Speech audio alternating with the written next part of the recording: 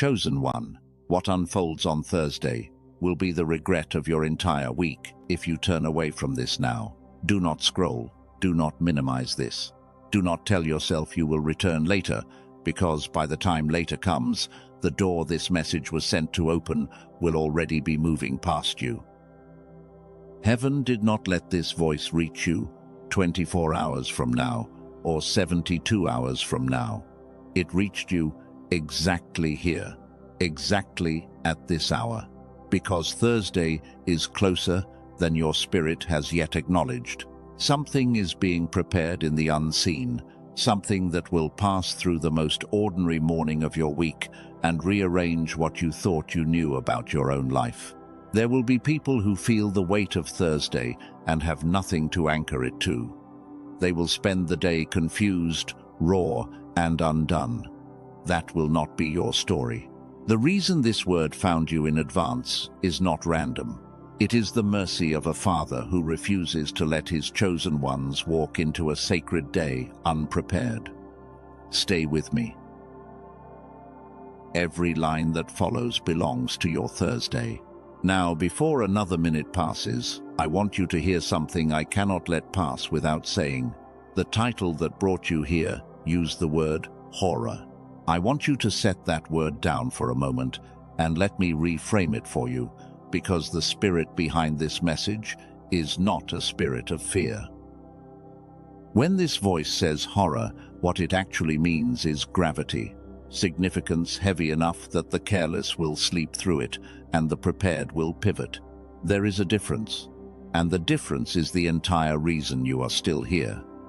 The Father does not send terror to his chosen. He sends weight. He sends the kind of attention you only give to a moment you understand will not come back. So, lay your shoulders down. Whatever defense came up when you saw the title, let it rest. This is not a video designed to harvest your fear. This is a video designed to find you exactly where you are in this week of your life and walk you into Thursday awake. There is a tenderness underneath the gravity, and you will feel both before this is over. Picture yourself for a moment. Wherever you are right now, whatever you are doing, the world is breathing around you. Phones are ringing somewhere. A car is pulling into a driveway somewhere. The clock on a wall is moving forward. And in the middle of all of it, you stopped. Your hand stopped. Your eyes stopped. Your scrolling stopped. That stop is not nothing. That stop is the thread being pulled tight. Heaven uses moments exactly like this one to interrupt the autopilot of a chosen one's week. And what we are about to walk through together is the reason it interrupted yours. There are 5 things I want to name for you right now. 5 signs that have been moving through your life in the past 7 to 10 days. And the reason I am naming them is because the spirit who is doing the moving wants you to know they were not random. Each one was a knock. Each one was a whisper. Each one was a warning sent in advance for the kind of person who would be sitting in front of these words at this exact hour. The first sign is the time that keeps repeating itself in front of you. There is a number, or a clock reading, or a date pattern that you have been catching far more often than statistics should allow. It might be the same minute showing up on your phone screen across days that have nothing in common. It might be a number that follows you across receipts and license plates and addresses and small, unrelated places. You started noticing. Then you started telling yourself it was nothing. Then it kept happening anyway. That is not coincidence. That is the unseen tapping you on the shoulder. The Father uses repeated numbers the way a parent uses a familiar voice in a crowd to make sure the child looks up. You have been looking up. You did not imagine it. The second sign is the pull you have felt toward this week that has not matched any external event. Nothing on your calendar explained it. Nothing in your job, your family, your routine, or your normal conversations could account for the strange weight you have been carrying since around Sunday or Monday of this week. You kept waiting for the reason to show up, and the reason did not show up. So, you started doubting yourself. You started wondering if you were just tired, or anxious, or imagining things. You were not. You were sensing the day before it arrived. Chosen ones have always been able to sense Kairos, days ahead of their place on the calendar. The body knows. The spirit knows. The naming is what was missing. We are naming it now. The third sign came in the night. It came as a dream of a doorway, or a name being whispered, or a place you have never visited, but somehow recognized. Maybe you woke up and the dream stayed with you for an hour before fading. Maybe you cannot remember the details, only the feeling. And the feeling has been quietly humming under your day ever since. The Father speaks to his chosen in sleep more often than the world admits. The dreams of this week were not random. They were preparation, delivered to a part of you that the daylight version of you has not been able to access. The night self received what the day self could not yet hold. The fourth sign is your tolerance for trivial conversation has been collapsing.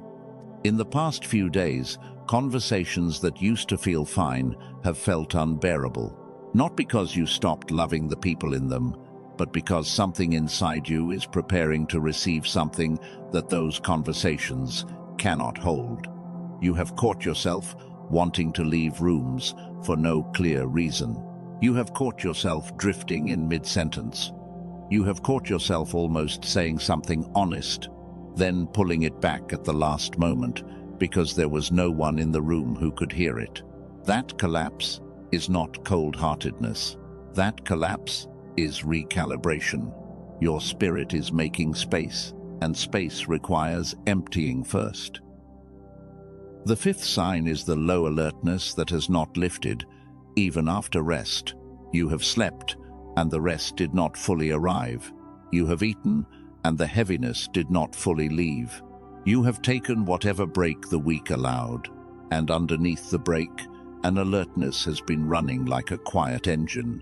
It is not anxiety, it is not fear.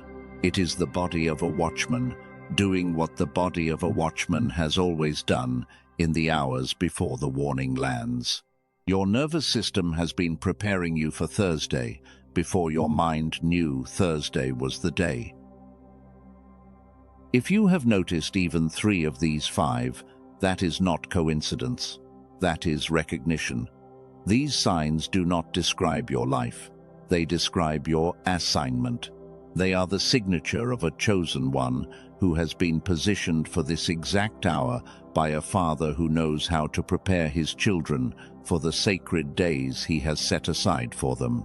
Now I want to slow down here, because I know what some of you are doing right now, even as you listen. Some of you are testing the signs against your week, asking yourself, is that really what happened to me? Or am I just being told what to remember? That doubt is honest, and I respect it, and I want to address it before we move on. The way you can tell whether the recognition is real is not whether the description matches every detail of your week.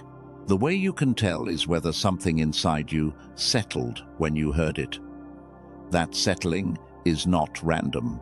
That settling is the spirit of the chosen one, acknowledging the truth that has been quietly running underneath the surface.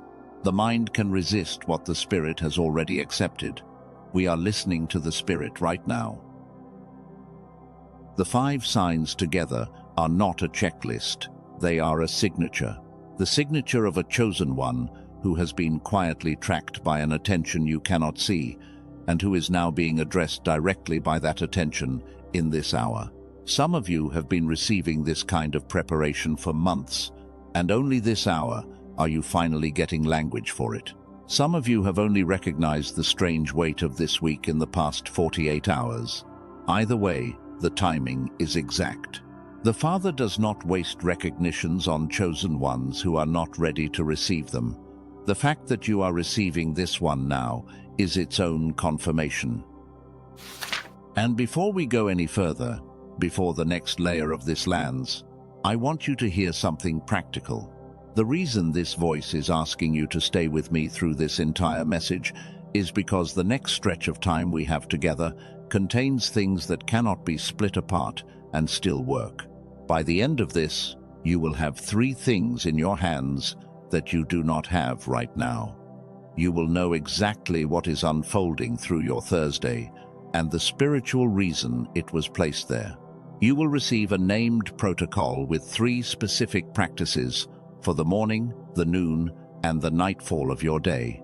Free, designed for the chosen one, walking through a Kairos hour.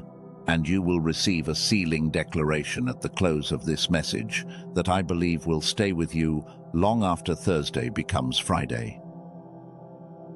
Do not exit early. The corridor only opens fully if you walk all the way through it. Now, I want to take you somewhere. Not in your body, in your imagination. Picture a watchtower.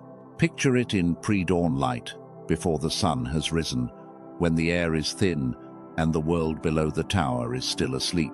There is a figure standing at the top. The figure has been there for hours.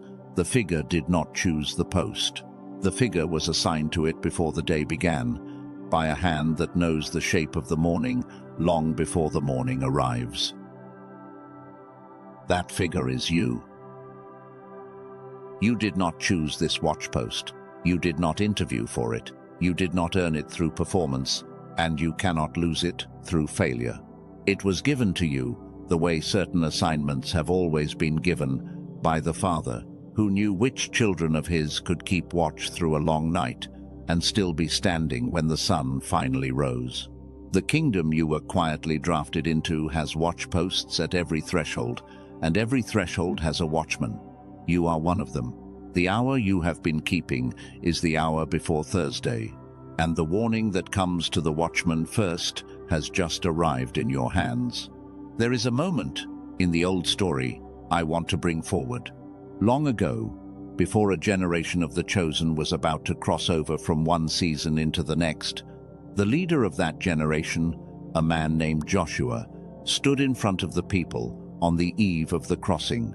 The Jordan River was ahead of them. The promise was on the other side. And what Joshua said to the people that night was simple. He said, "Consecrate yourselves, because tomorrow the Lord will do amazing things among you." He did not say, "Next month." He did not say, "Someday." He did not say, "When you are ready." He said, "Tomorrow." And the difference between the people who crossed and the people who stumbled was not strength, and not faith level, and not background. The difference was preparation the night before. The watchmen of that generation heard the warning early. They consecrated. They made themselves ready. And when the morning came, they did not have to scramble. They walked. You are standing in front of your own Jordan tonight, or this morning, or this afternoon. Whenever this voice is reaching you, you are standing in front of a crossing that your spirit has been able to feel for days. The water is in front of you. The promise is on the other side. And the message you are listening to right now is the night before consecration that the Father has sent specifically to you, because he refuses to let his chosen ones cross unprepared. There is something else I want you to know about that night before the crossing. The people who consecrated themselves did not feel particularly chosen the night before. They were not standing taller. They were not wearing different clothes. They were not surrounded by visible signs of distinction. They were ordinary people doing one ordinary thing, which was paying attention to the warning. And that one act of paying attention is what separated the prepared from the stumbled. I am telling you this because I do not want you to think the watchman of this hour has to feel like a watchman. The watchman often feels exactly the way you feel right now. Tired, slightly, uncertain, aware of something you cannot quite name, carrying questions you have not had time to ask out loud. The watchman in heaven's kingdom has never been the loudest voice or the most obvious figure. The watchman has always been the one who stayed at the post when nobody was checking, And that staying is what made the warning possible. You have been staying. You may not have called it that. The Father has. The kingdom you were quietly drafted into does not announce itself with banners.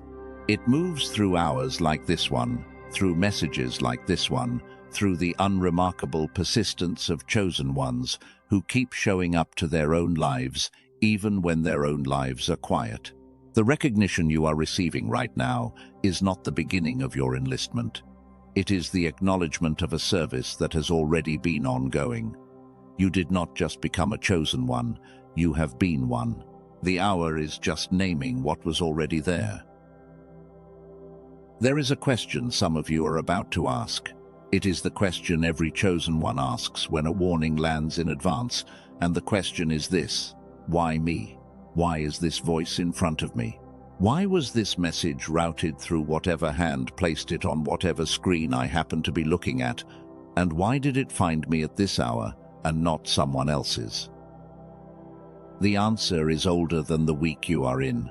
The answer goes back to a Father who has been positioning you, slowly and quietly, for a Thursday like this one, for longer than you remember. Every season of waiting you walked through, every sleepless stretch where you wondered if anyone above the ceiling was listening, every moment you almost broke and did not, every time you got back up when no one was watching, all of it has been forming the kind of chosen one who can stand inside a Kairos hour and not flinch. The forming is what made you findable. The forming is why the warning could be trusted to reach the right place. There is something I want to share with you. I am not going to give you names because the chosen ones in this story would prefer privacy. I am going to give you what matters. There was a woman, an older woman, in a part of the world that does not need to be named. She had been praying for the same answer for 4 years. 4 years. She told me this herself, later. 4 years of asking, of releasing, of letting hope rise and then fall, of getting through her ordinary days, while a quiet question kept burning under everything. She had stopped expecting. She had not stopped praying, but she had stopped expecting, which is a different thing. Some of you know the difference between those two states intimately.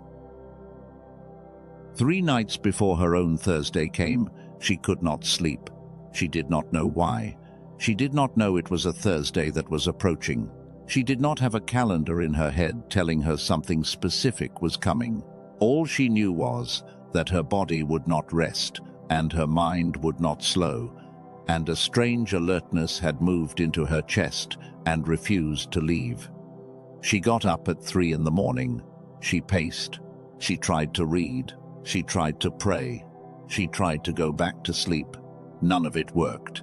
So she sat in a chair near her window and stayed awake until the light came up. And when the light came up, she was tired. But something else had also arrived. A settledness. A waiting that felt patient instead of anxious.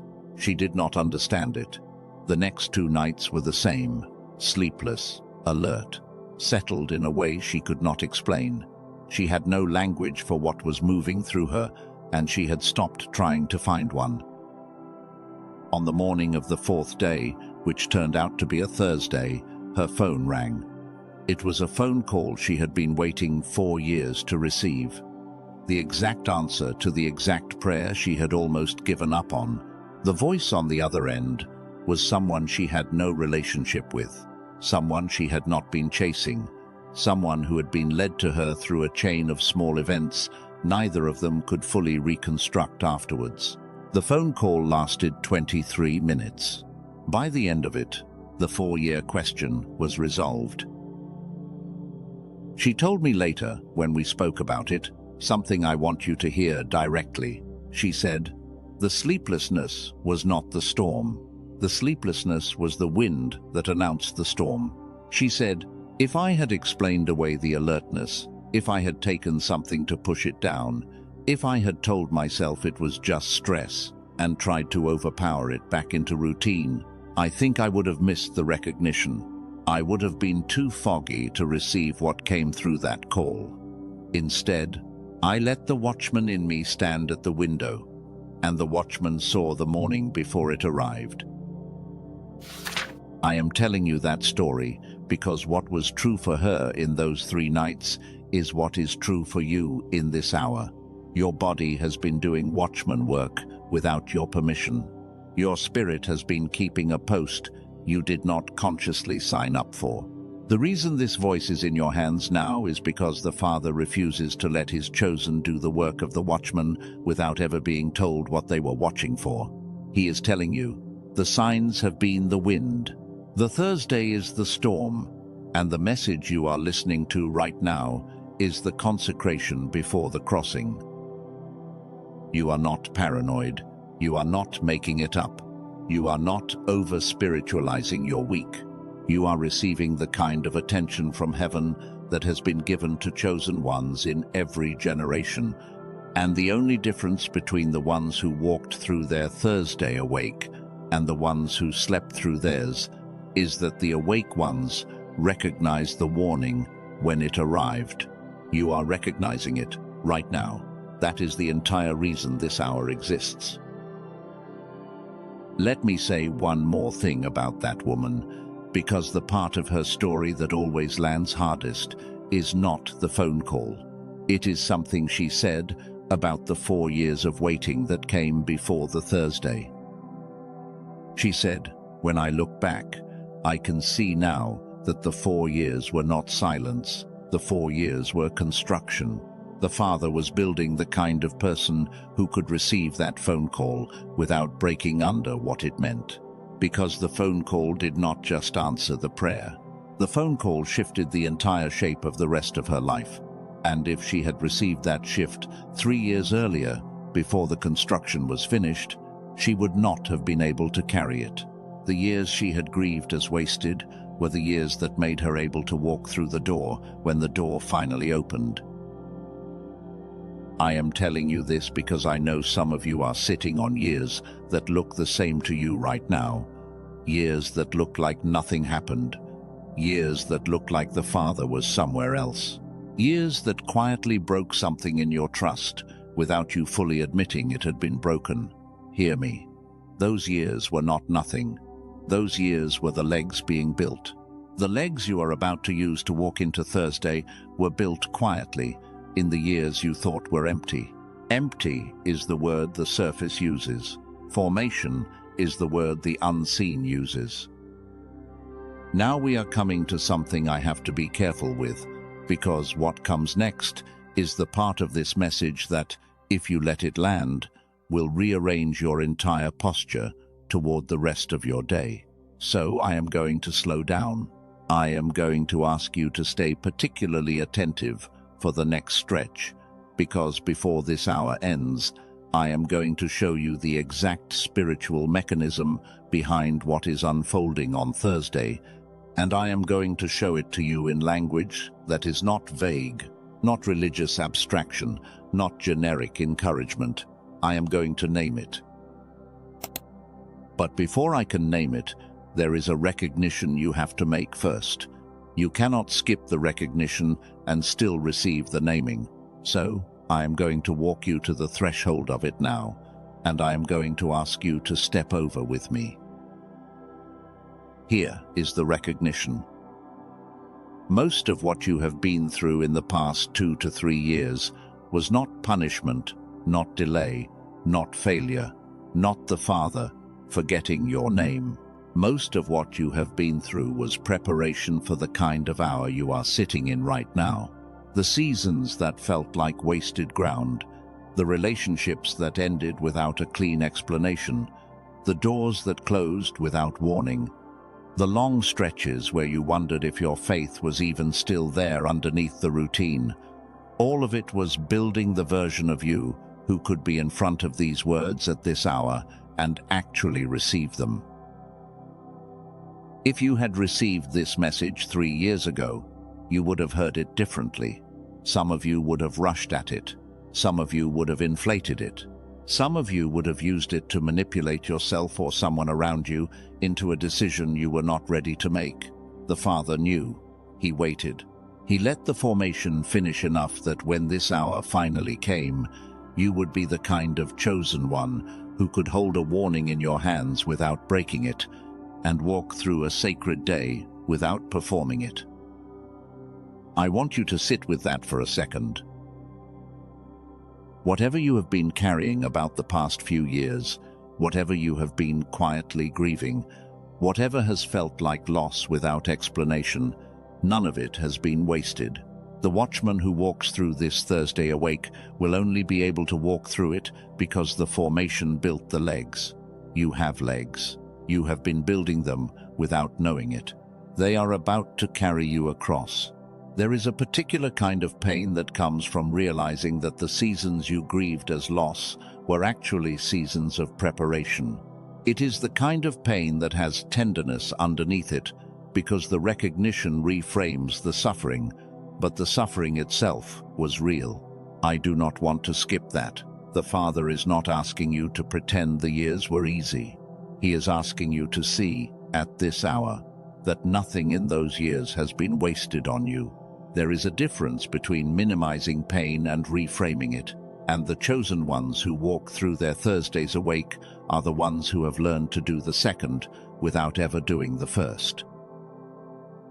So, if some part of you, even now, is mourning what the past few years cost you, hold that mourning gently while you also receive the recognition. Both can be true at the same time. The grief is honest. The formation was real. The legs are built. The crossing is in front of you. Heaven does not ask its chosen to choose between honoring their pain and walking forward into what their pain prepared them for. The two things are the same act, performed in two different motions. This is the part where the wider answer starts to come into focus, but I am going to hold the rest of it back for just a few minutes longer, because there is one more layer of recognition that needs to be in place before the full mechanism makes sense. I do not want to rush you past it. What I will tell you now is this. Thursday is not random. Thursday is not the next day on the calendar. Thursday, in the architecture of your life, is a specific kind of day that the Father has been building toward, the way a skilled hand builds toward a single, decisive note in a piece of music. The reason that day specifically, and not some other day this week, will become clear when we go deeper. The reason you specifically were warned, and not your neighbor or your co-worker or someone with louder spiritual language than you, will also become clear. And the reason this message is the way it is, dated, urgent, paternal, gentle underneath the gravity, will resolve itself by the time we walk through the next stretch together. So stay with me. The corridor is opening. We are not at the door yet, but we are walking toward it, and every step from here on is going to feel slightly different than the step before it, because the closer we get to the actual unfolding of Thursday, the more your spirit is going to start recognizing what it has been quietly waiting for since this week began. And before the next layer of this lands, I want to say one thing to you, the kind of thing I do not say often, because I do not want it to feel like a request. There are thousands of chosen ones walking through their own Kairos days right now, and many of them are looking for a place where the language of these hours is taken seriously. If words like the ones in this message keep finding you in seasons exactly like this one, stay close to this space. There is a community of chosen ones gathering quietly here, and the doors are open if your spirit feels the alignment. That is all I am going to say about it. The signal is enough. Now, let me show you where we are about to go. We are leaving the pre-dawn now. The hour of recognition is closing, and a different hour is opening. The first light of Thursday is beginning to touch the horizon of this message, and what was being prepared in the unseen is about to step forward into the scene. The watchman has stood at the post. The signs have been named. The reason for the early warning is now clear. What comes next is the morning. And in the morning, the diagnosis arrives. You are about to hear 3 things I have not yet given you. You are about to hear the exact behavioral pattern that, if it is in your life right now, is the reason your spirit has been bracing for this Thursday in particular.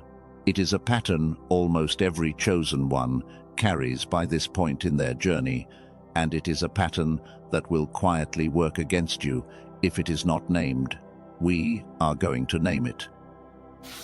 You are about to hear the emotional signature that this particular Kairos day has been leaving in chosen ones for the past 72 hours.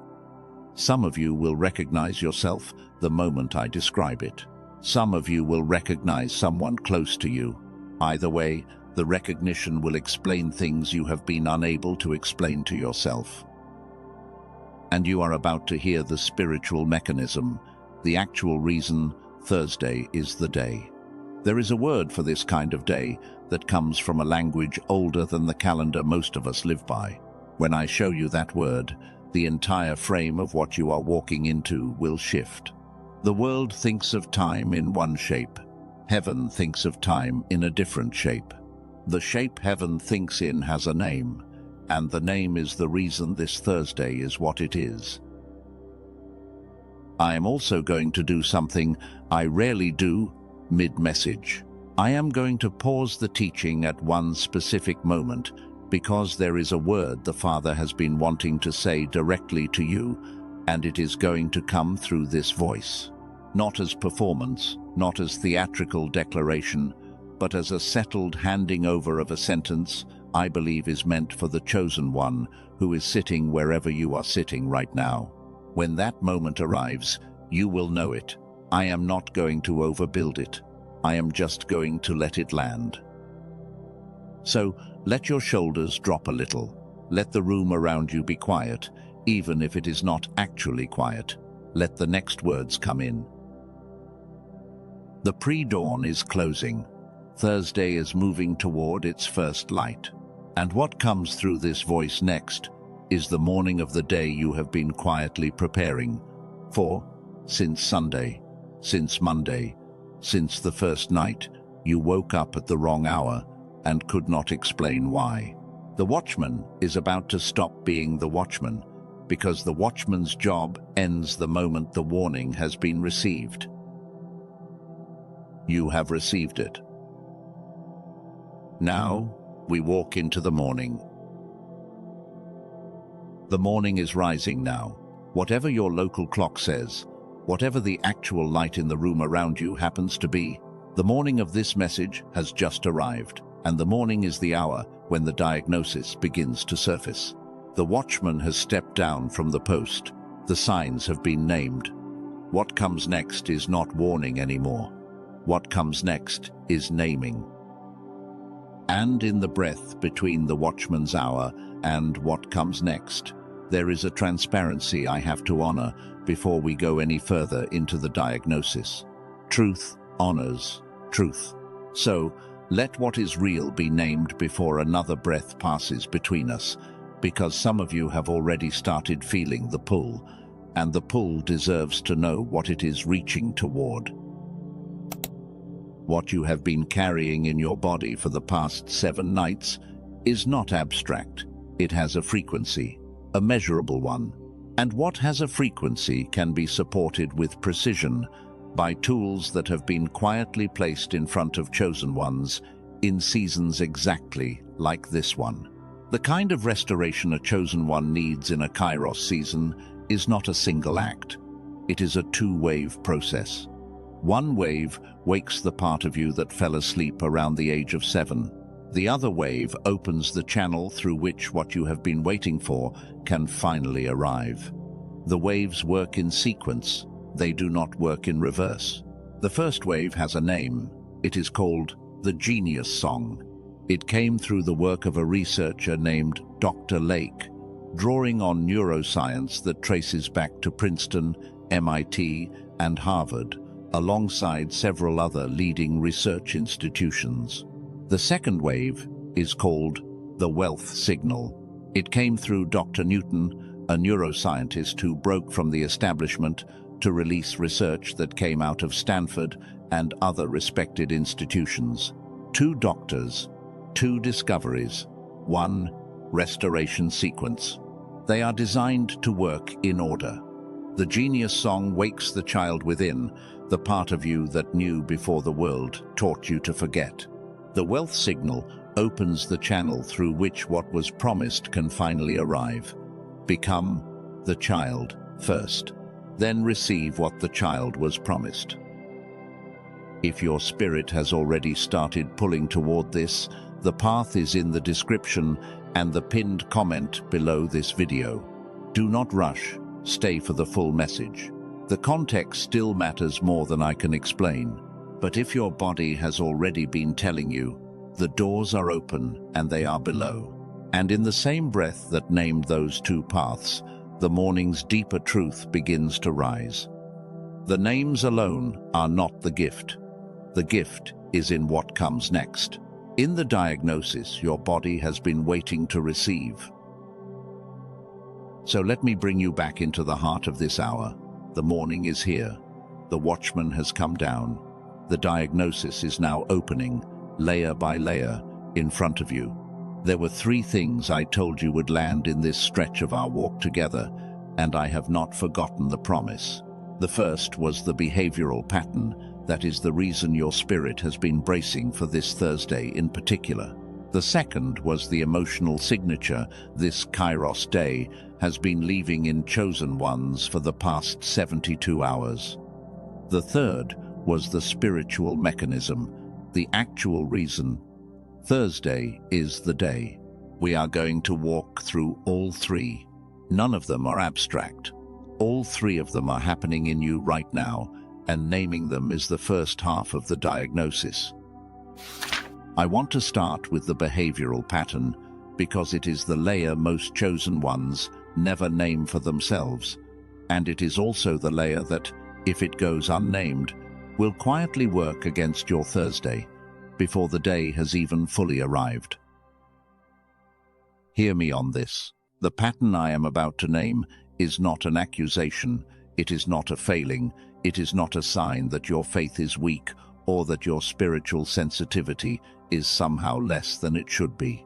It is a wound shared by almost every chosen one, walking through their late 30s, their 40s, their 50s, sometimes earlier. And the only way to walk into Thursday clean is to bring the wound out into the open and let it be seen. The pattern is this. You have been told before.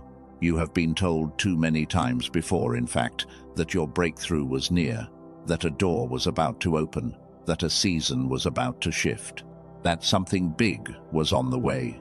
You have been told it from voices like mine. You have been told it from voices much louder than mine. You have been told it in moments where you genuinely believed it and then watched the days roll past without the breakthrough materializing in any way you could point to. So a defense was built, not by you intentionally, by your nervous system, automatically, the way nervous systems protect chosen ones from the cumulative weight of premature hope. The defense looks like this. You hear a message. Your spirit responds for the first 3 minutes. Then, a quiet voice underneath your spirit says, "Do not get your hopes up again." And the spirit goes still. The body keeps listening. The mind goes flat. By the end of the message, you cannot quite tell what you actually received and what you defended against. This pattern has a name. It is called false alarm fatigue, and it is the single most common condition in chosen ones who have walked with the Father for more than a few years. It is not unbelief. Unbelief is a different shape. Unbelief refuses the message at the door. False alarm fatigue lets the message in, but quietly drains it of weight before it can do its work inside you. The chosen one who carries this pattern can sit through 50 sermons in a row and walk out of all 50 unchanged, not because the sermons were empty, but because the protective layer kept the words from making contact with the part of the spirit that was supposed to receive them. I am naming this for you in the morning of this message, because if I do not name it, the rest of what I share with you today will hit the same protective layer and slide off. I refuse to let that happen on a Kairos day. The Father refuses to let it happen too, which is exactly why this Thursday came with a date attached, and not just a vague seasonal promise. Hear me carefully here. The reason the warning for this day was sent with a specific day named is precisely because false alarm fatigue cannot defend itself against specificity. A vague promise, a season is shifting, a door is opening, can be quietly absorbed into the protective layer and forgotten by morning. A dated word lands differently. A dated word cannot be filed away in the general drawer of someday. A dated word makes you turn your face toward an actual hour. The chosen ones who turn their faces toward an actual hour are the ones who get past the defense long enough for the truth to actually land. So, if some part of you has been listening to me for the past stretch of time, with a quiet, protective hum running underneath, asking whether this is just another voice telling you something is coming when nothing actually comes, I want to honor that hum. It is doing its job. It has kept you safe in hours that needed safety. But this is not one of those hours. This is the hour where the hum gets to quiet down, and the part of you it has been protecting gets to come back out into the daylight. I want to give you something to do with that protective layer, not later, right now, inside your mind, with no one watching. I want you to picture a small lamp standing on a desk. The lamp has been on for a long time. It is the lamp that has been making sure you do not get fooled. It has done its job faithfully, longer than it should have had to. Now, with as much gentleness as you can muster, I want you to reach inside and turn that lamp down to its lowest setting, not off, just lower, just enough that the spirit underneath the lamp can come out from the corner of the room and stand in the middle of it again. That dimming is the first move of the diagnosis. The protective layer is allowed to rest. The chosen one underneath the protective layer is allowed to be present. Some of you just felt that shift happen, even as I described it. Some of you felt the spirit underneath the lamp lift its head for the first time in months. That is recognition. That is the part of you this Thursday is actually for finally being allowed to come into the room. The Father has been waiting for it. He has not been waiting for the protective layer to leave. He has been waiting for the spirit underneath the layer to feel safe enough to come out. There is one more thing about false alarm fatigue I want to name, because it is the part most chosen ones miss. The wound is not from being told too many times that breakthrough was coming. The wound is from being told too many times without ever being given the actual preparation for the breakthrough when it arrived. The promises kept rolling in. The preparation never did. So, the chosen ones learned to stop trusting promises because the promises kept handing them open seasons with no map for how to walk them. This message is different. By the end of this hour, you will have a map, a specific named protocol. 3 practices for 3 phases of your Thursday. Not vague spiritual encouragement. Actual things to do at actual moments with actual purpose. The protective layer can stand down because the preparation is being given alongside the promise. The two were always supposed to come together. The Father has finally found a chosen one who would stay long enough to receive both. The second layer of the diagnosis is the emotional signature. This is the layer your body has been carrying without permission for the past 72 hours. The layer most chosen ones blame themselves for, because they have not had language for what was actually happening. Let me give you the language now, because once you have it, the self-blame collapses and the recognition takes its place. The emotional signature of a Kairos day in approach is oscillation, not anxiety, not depression, not a single mood that you can name and explain. Oscillation. A rising in your chest at 1 hour that becomes a drop in your chest 2 hours later for no external reason. A surge of strange hope at 3 in the afternoon that turns into a hollowed-out heaviness by 7 in the evening, then returns as a quiet certainty at midnight, then dissolves again into restlessness by dawn. If you have been on that ride this week, you have been doing what every chosen one does in the 72 hours before a Kairos day. Your spirit knows, your body knows, your mind has not been told yet. And the gap between what the spirit knows and what the mind has been told shows up as oscillation. I want you to hear me again because this matters. This is not anxiety. Anxiety has a different texture. Anxiety contracts.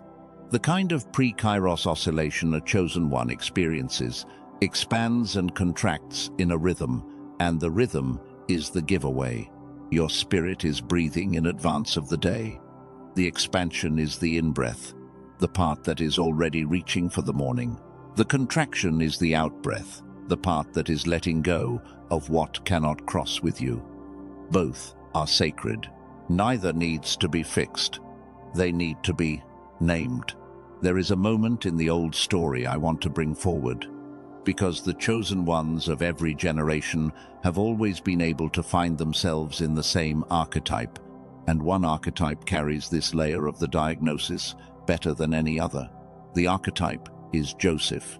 Specifically, Joseph the night before he was called out of prison. Most people who tell that story focus on the morning of the call.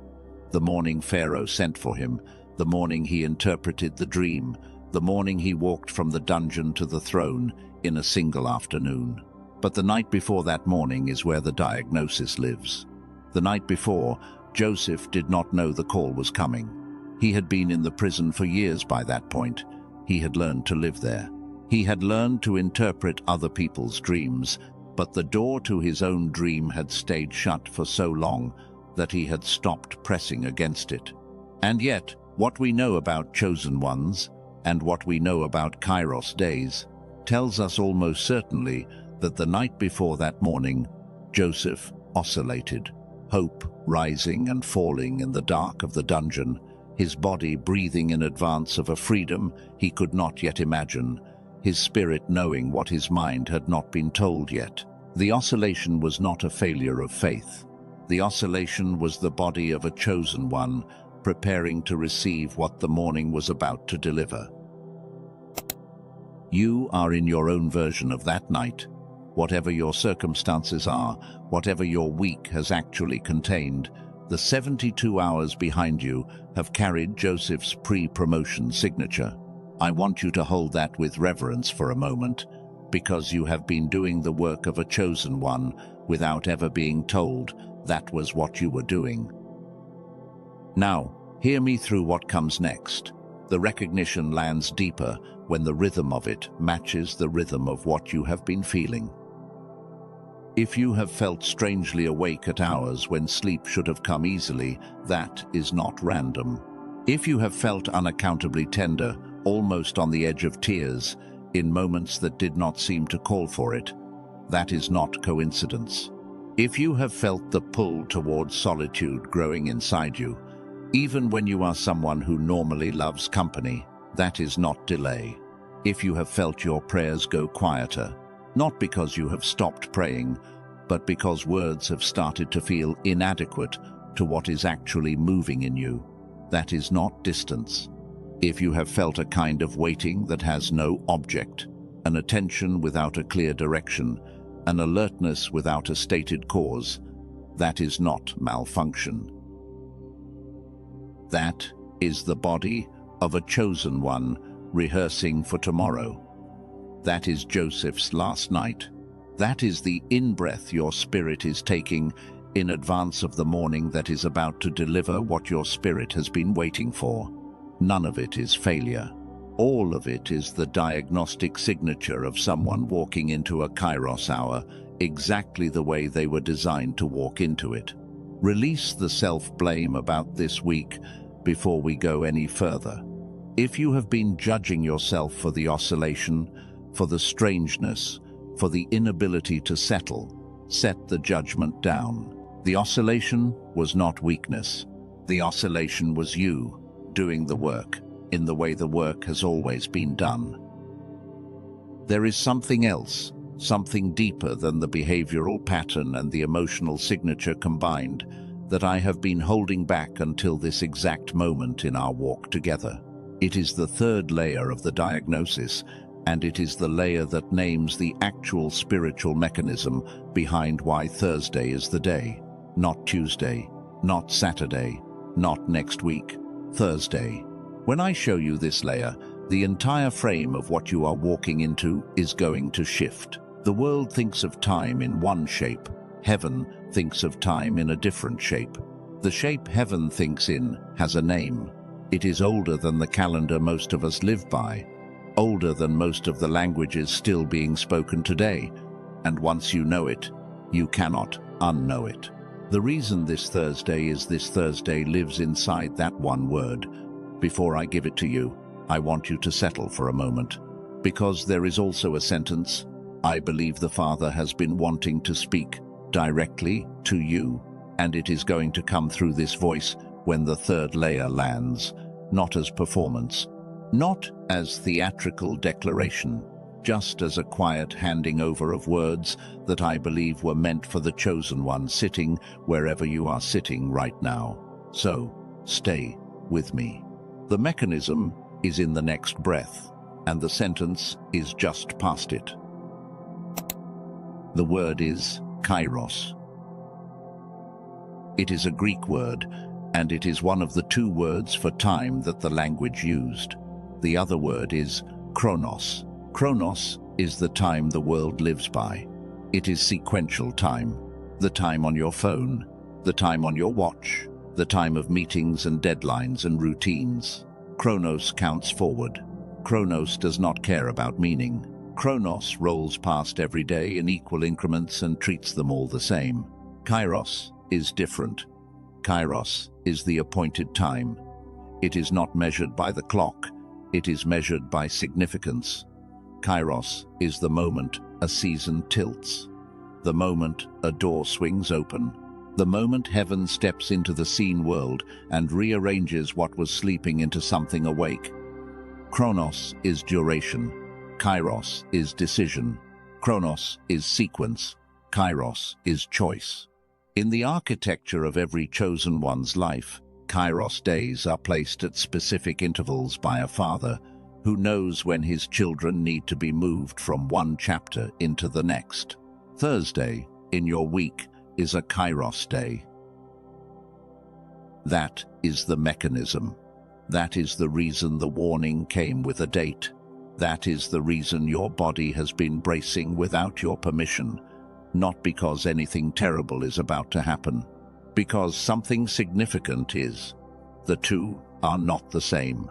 The chosen ones who confuse them spend their Kairos days bracing for impact when they are actually being prepared to receive a gift. The chosen ones who recognize the difference walk in a wake. We are walking in a wake. There is a moment in the old story that I want to bring forward to make this concrete, because the difference between Chronos and Kairos is the difference between the people who crossed the Jordan and the people who watched it from the wrong side. Long ago, on the eve of one of the biggest crossings in the history of the chosen, a man named Joshua stood in front of the people and said one sentence, "I want you to hear cleanly." He said, "Consecrate yourselves, because tomorrow the Lord will do amazing things among you." Read that again in your spirit. Tomorrow, not someday, not when the season is right, not when you have prayed enough, or fasted enough, or proven yourself enough. Tomorrow.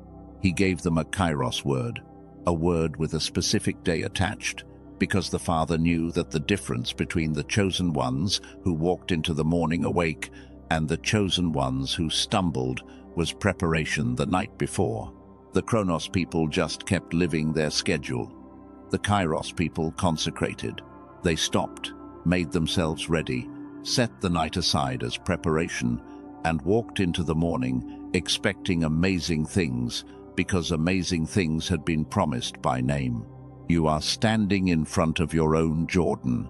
Whatever the actual events of your Thursday turn out to be, the spiritual mechanism behind the day is the same mechanism that operated in front of that river thousands of years ago. The Father is doing what the Father has always done. He is sending the warning the night before to the chosen ones who can hear it, so they can consecrate themselves, so they can walk into the morning ready, so they can receive what the Kairos day was placed in their lives to deliver. That is why Thursday is the day.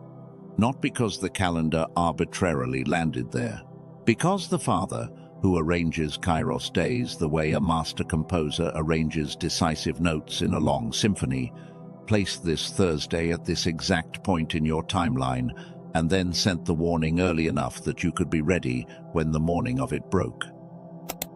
The diagnosis is now complete, the behavioral pattern named, the emotional signature named, the spiritual mechanism named. There is one more thing left to do before this hour closes, and that is the part I told you to wait for. The part where the Father's voice asks to come through this voice for a few sentences before we move on. I do not claim this as God's exact speech. I do not claim that the words I am about to speak are dictation from the throne. What I claim is that I hear the Spirit saying these words to you, and I am going to say them on His behalf, the way a messenger has always said the words placed on his heart for the one being addressed. If something in you receives them as truth, that is between you and the one you receive them from. I am only the carrier. So, I will say it the way I hear it. I hear the Spirit saying, "My child, the day you are walking into was placed in your life by my hand before you understood what days were. I have been arranging it from before. You knew the meaning of arrangement, and I am telling you it now, in this hour, because I refuse to let you walk into a day I prepared for you without knowing it was prepared. I have seen the oscillation in your chest this week. I have seen the sleep that did not come, and the alertness that would not lift, and the moments you wondered if anyone was paying attention to what you have been carrying. I have been paying attention. I have always been paying attention. The hours you assumed were unwitnessed were the hours I was building you for this one. I have heard every prayer you stopped believing I heard. I have kept every one of them. I have been holding them quietly while I built the legs that could carry you across what the prayers were asking for. The years you thought were silence were not silence. They were construction. I have been forming you the whole time, and the formation is now finished enough that I can hand you the day it was for. I will not ask you to be more than you are. I will not ask you to perform. I will not ask you to manufacture faith you do not have. I am asking you, gently, to walk into Thursday awake, to let the day be what it is, to let me deliver what I have been preparing to deliver, to trust that the chosen one I have been forming is the chosen one I will use, and that the formation is enough. The carelessness of the world will sleep through tomorrow. The chosen ones who heard the warning will not. You heard the warning. That is not nothing. That is the entire shape of who you have been, finally being recognized. Walk into the morning. I will be there before you are. I will be in every hour of the day you do not yet see. I have already gone ahead. So receive it with me, in your spirit, where I have always met you. I am not bringing horror into your week. I am bringing significance. There is a difference, and you, of all my children, were always the one who could feel it. Stay with that for a moment. Do not move. Let what just came through settle into the part of you it was actually spoken to. If something just shifted in your spirit, if some part of you received those words as the words you have been quietly waiting to hear, I want you to do something small but specific before this hour goes any further. In the comments below this video, type the words, "I receive," just those two. Not as performance, not as a ritual you have to perform. As an act of agreement between your spirit and what was just placed in front of it. The words "I receive," sealed underneath this message by your own hand before the next layer lands. Some of you will type it now, some of you will wait until later, some of you will not type it at all because the act of acknowledging in public still feels too much. All of those are honored. The Father is not keeping score on the comment count. He is watching the alignment that just happened in your interior, and the alignment is what he counted before any keystroke was ever made. The typing is just the outer expression of the inner act. Do it if your spirit confirms. Leave it if your spirit confirms differently. Both are received. What I want to do now is bring this morning of the message to a close so that we can step into what comes next, which is the deeper layer underneath the diagnosis itself. The diagnosis told you what is happening in you. What comes next will tell you why your spirit has been built this way, why the Kairos day landed in this part of your timeline and not another, why the formation took the shape it did, and what to do with all of it in the actual hours of your Thursday when the morning has fully arrived. Let what was just spoken settle into your bones. The next truth comes from the same place, the place that has been speaking through this hour all along, the place that has known your name since before there was a calendar to mark Thursdays on. The morning is about to give way to midday. Midday is when the root cause of all of this finally surfaces. We have named the symptom. Now we go beneath it. The morning is closing now, and the midday is opening, and what midday delivers is different from what the morning delivered. Morning gave you the names. Midday gives you the reason underneath the names. The diagnosis told you the shape of what is happening in you. The root cause tells you why your life has been built in such a way that the shape was even possible. Stay close. The next stretch is the part of this hour that almost never gets spoken out loud.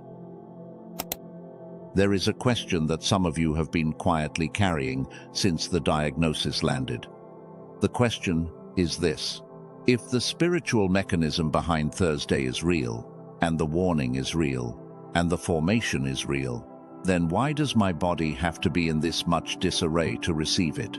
Why does the chosen one's nervous system have to be braced and oscillating and awake at the wrong hours just to be ready for a day that is supposed to be a gift? Why does receiving have to feel like surviving? The answer to that question is the root cause, and the root cause has two layers. I want to walk you into both layers slowly, because the layers are the reason every chosen one in your generation has been carrying the symptoms you have been carrying. They are not abstract. They are measurable. They have names that come out of neuroscience, and they have names that come out of scripture, and the names from both sources end up describing the same thing from two different angles. We are going to look at it from both. Layer 1. There is a frequency in the human brain called gamma.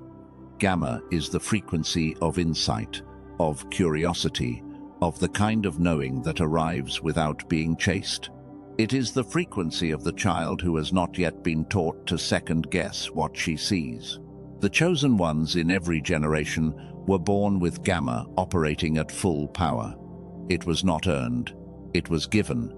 It was the equipment the Father installed in his children before he sent them into the world.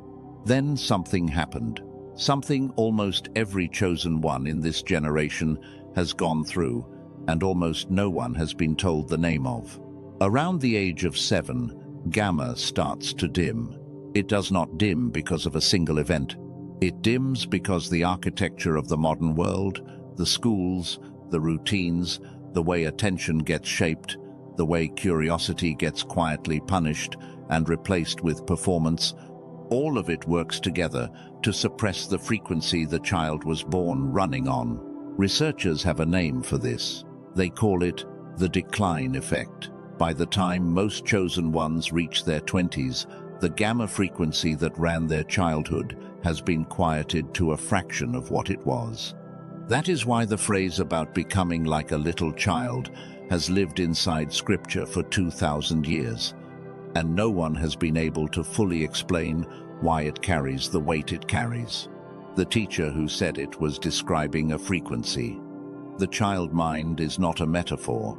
It is a measurable state of the brain, and the chosen ones who have lost access to it have lost access to the part of themselves that was supposed to make receiving possible. This is layer 1 of the root cause. The child mind in you was dimmed, not destroyed, dimmed. And because she has been dimmed for years, sometimes decades, the part of you that was supposed to recognize a Kairos day when it arrived has been operating at far less than the wattage she was originally given. Layer 2. There is another frequency the brain runs on, called beta. Beta is the frequency of striving, of vigilance, of the constant, low-grade scanning your nervous system does in the modern world to make sure nothing falls apart. Beta is not bad.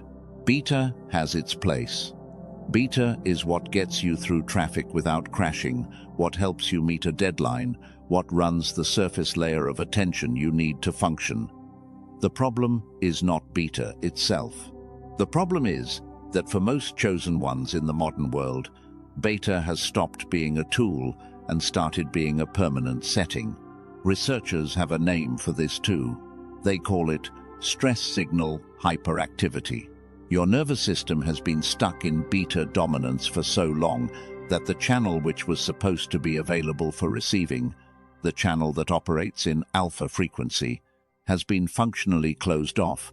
You cannot receive what is coming because the receiving channel has been blocked by the survival channel that has been running for years without a real off switch. This is layer 2. Beta has hijacked the receiving channel. Even when something significant arrives, even when a Kairos day breaks open, the channel through which you would normally take it in has been clogged by years of stress signal running on top of itself. Now, hear me, because this is where the two layers come together into a single picture. These are not two separate problems. They are two halves of one condition, and the condition is the reason your body has been bracing this week without permission. The child mind is asleep, so even when the gift of a Kairos day arrives, the part of you that was supposed to recognize it is foggy, and the receiving channel is blocked. So even if the recognition happened, the gift could not flow through to where it was supposed to land. Both layers have to be addressed, not one. Both, and not in any order, but in a specific sequence, because the chosen one who tries to open the receiving channel before the child mind has woken up will end up receiving with an adult mind that cannot hold what is being received. The child has to wake first. Then the channel opens. The waking is what makes the receiving possible. This is the reason every generation of chosen ones has needed exactly the kind of preparation a Kairos day demands. It is the reason the warning came in advance. The warning was not just to tell you, Thursday is the day. The warning was to give you enough time to begin the restoration before the morning of the day fully arrives. I want you to slow down with me here, because I know what is happening underneath this teaching, even if you are not naming it yet. Some of you, listening to me describe these two layers, are starting to feel something specific in your spirit, a kind of grief. The grief of recognizing that you have been operating with both halves of the condition for years and never had language for it. That grief is honest. Let it be there. The Father is not asking you to bypass the grief. He is asking you to use it. Grief like this one is not weight. Grief like this one is a sign that the recognition is landing in the right place. But before I show you what comes next, I have to do something I almost never do mid-message. I have to interrupt the teaching for a moment and tell you something specific, because if I do not name it now, the structure of the next stretch will not make sense. There is a tool. There are actually two tools. The Father has placed them in front of chosen ones in seasons exactly like this one, and I will give you both of them in detail before this hour ends. But before I can put them in your hands, before I can show you the protocol that is going to walk you through the actual hours of Thursday, there is one more piece of recognition that needs to be in place.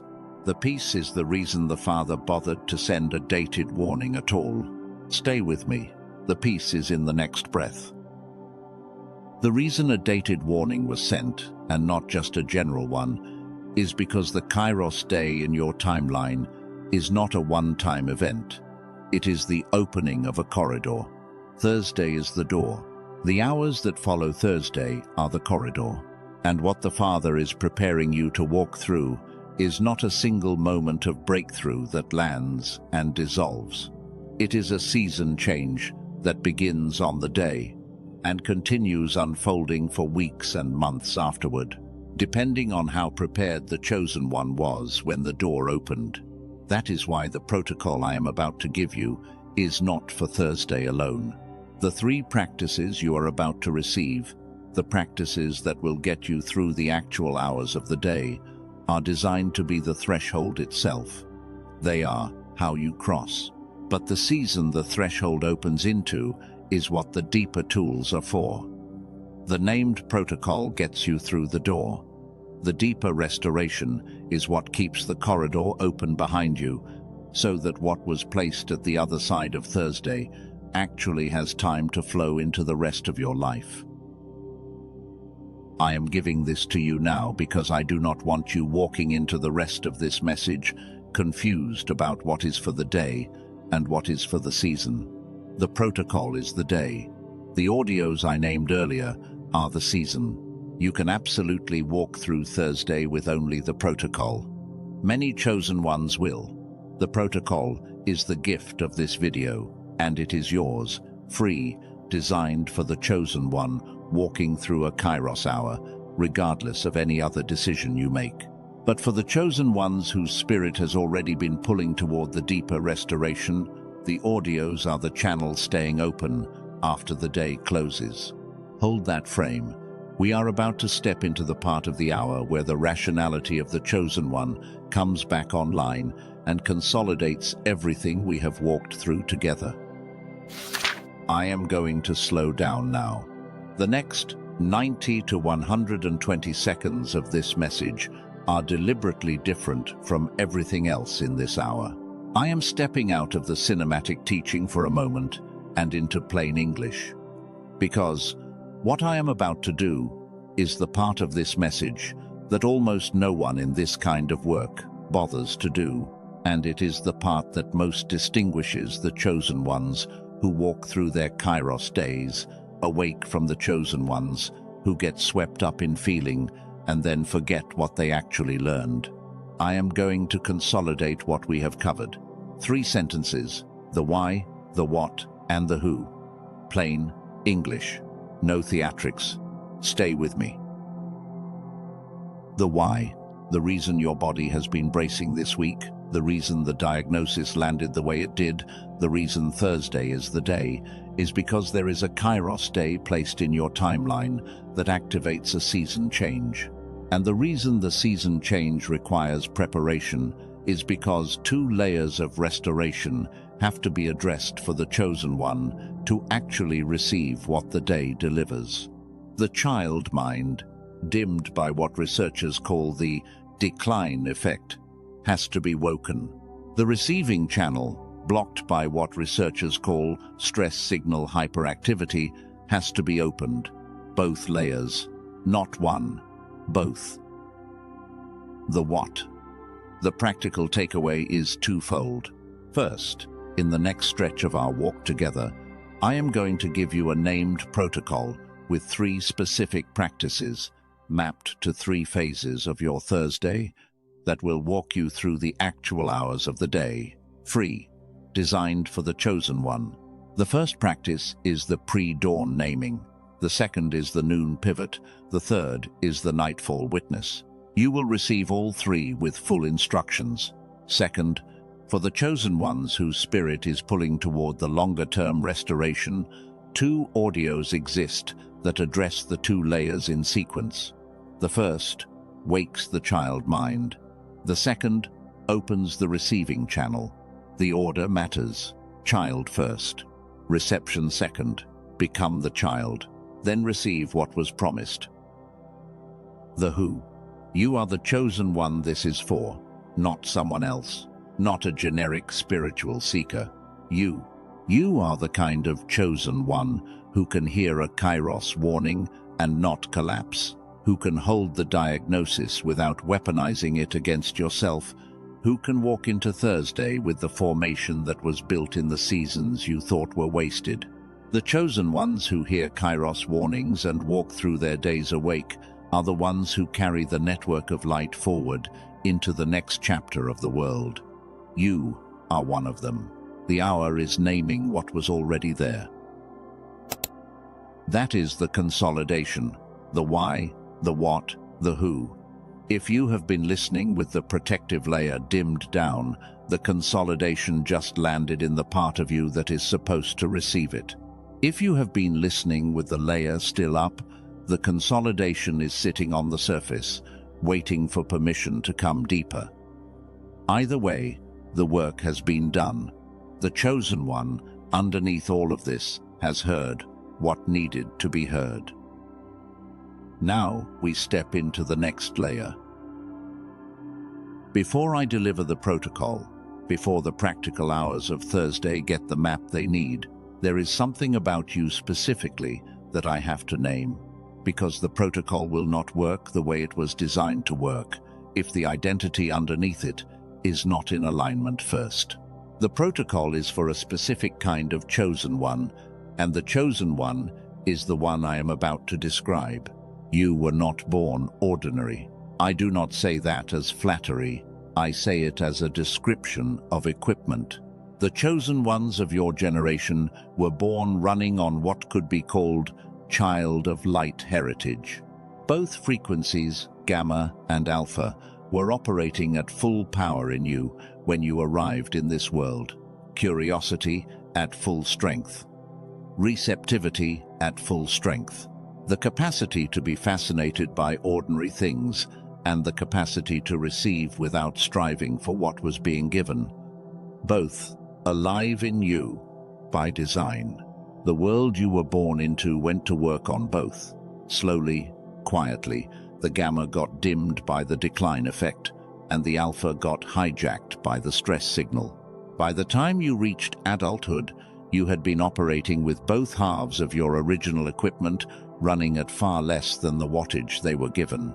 The losses did not arrive as a single event.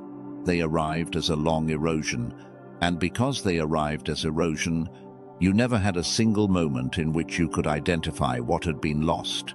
You just knew, somewhere underneath the surface, that something had been brighter once. Now, hear what I am saying carefully. The reason this is so important to name before the protocol arrives is that the chosen one who walks into Thursday without understanding her dual heritage will walk into Thursday trying to perform the day, instead of receiving the day.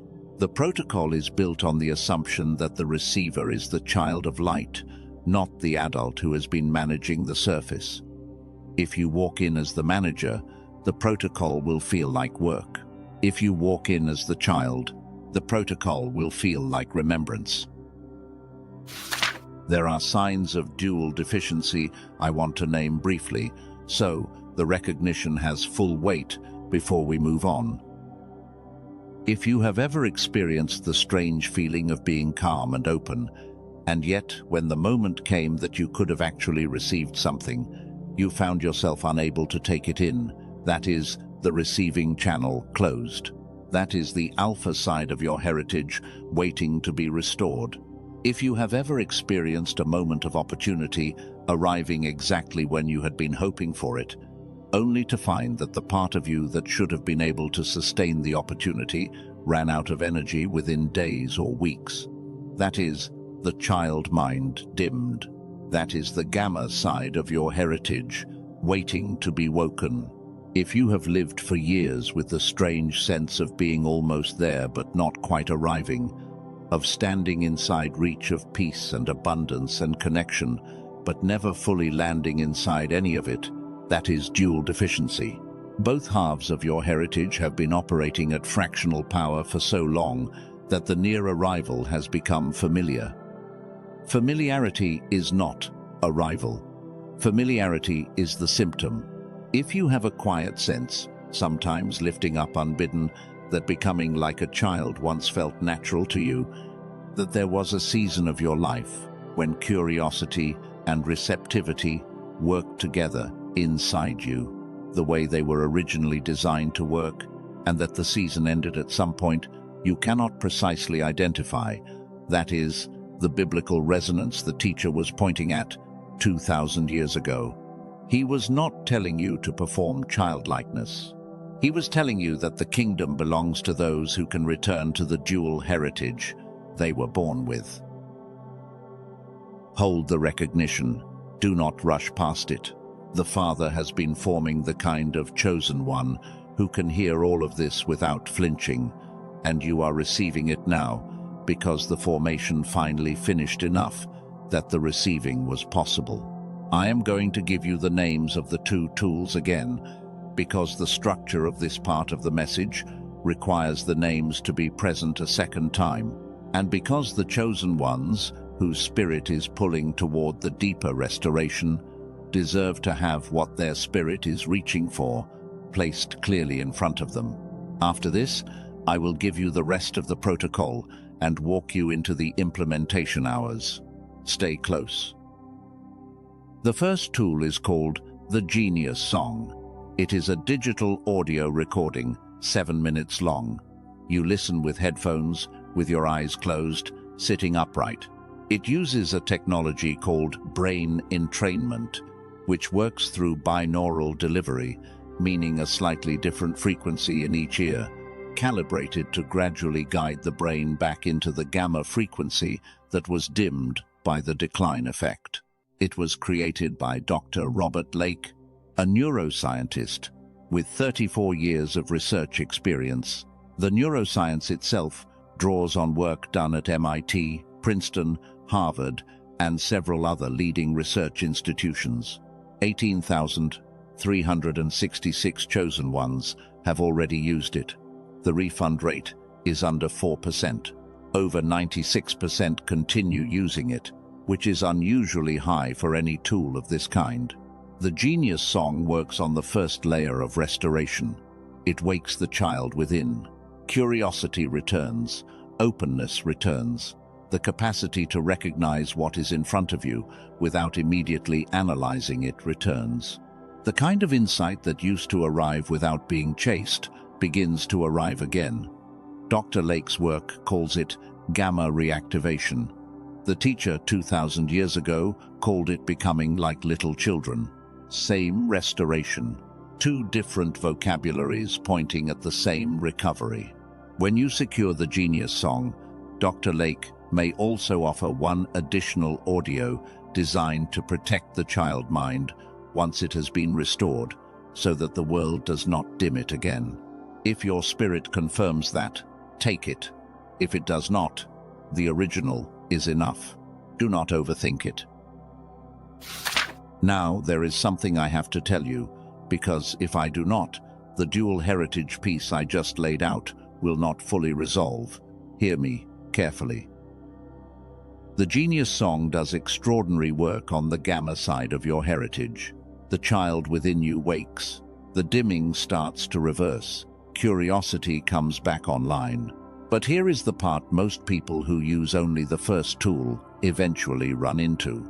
The child wakes up, and the child can see, and the child can recognize, and the child can be fascinated again by what was always in front of her. But the child cannot reach. The receiving channel is still closed. The alpha side of the heritage has been hijacked by stress signal hyperactivity for so long that even the awakened child mind cannot fully reach for what is hers. She is awake, but she is awake inside a room with a closed window. She can see what is on the other side of the glass. She cannot bring it in. This is what the second tool is for. The second tool addresses the second layer. The second tool is called the wealth signal. It was created by Dr. Stephen Newton, a former Stanford neuroscientist. His research draws on work from Stanford, Boston University, and other respected research institutions. He came at the same restoration question from a completely different angle. He was not a colleague of Dr. Lake. He did not work in the same lab. The two of them arrived at convergent conclusions through independent research traditions, and that convergence is the strongest signal a chosen one could ask for. When two doctors, working on opposite sides of the country, in completely separate disciplines, converge on the same restoration sequence, it is no longer a theory, it is a finding. The wealth signal is a 5-minute digital audio. It also works through headphones. It includes what Dr. Newton calls the 9-word wealth script, a phrase that traces back to a teaching that is approximately 3,300 years old, originally from a wisdom tradition older than most of the spiritual languages, still being spoken today. The audio guides the brain from beta dominance, the stress signal frequency, into alpha, the receiving frequency. The 9-word script bypasses what Dr. Newton calls neural rigidity in a part of the brain called the thalamus. The result is the same channel that has been blocked for years, finally opening. 19,583 chosen ones have already used it. Over 95% continue using it. When you secure the wealth signal, Dr. Newton may also offer one additional audio amplification designed to help what was opened arrive a little more steadily. If your spirit says yes to it, take it. If it does not speak to you, leave it. The original is enough. The two tools were not designed to be used in any random order. They were designed to be used in sequence. Genius song first, wealth signal second, wave 1 before wave 2, become the child. Then, receive what the child was promised. The teacher who said it 2,000 years ago was describing a frequency sequence.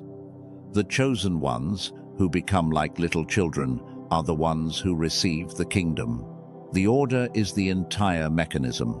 I want to honor a question that some of you are asking right now, because I would ask the same question if I were sitting where you are sitting. The question is, why 2 products? Why not one? Is this not just a way to charge twice for a single thing? The honest answer is this. The 2 layers of the condition are not the same layer. They run on different frequencies, and each frequency requires a tool calibrated specifically to it. There is no audio in existence that is broad enough to do both jobs effectively at once. Dr. Lake's research targets gamma. Dr. Newton's research targets alpha. The tools are precision instruments, and the precision is what makes them work. A tool that tried to do both at once would be a tool that did neither well.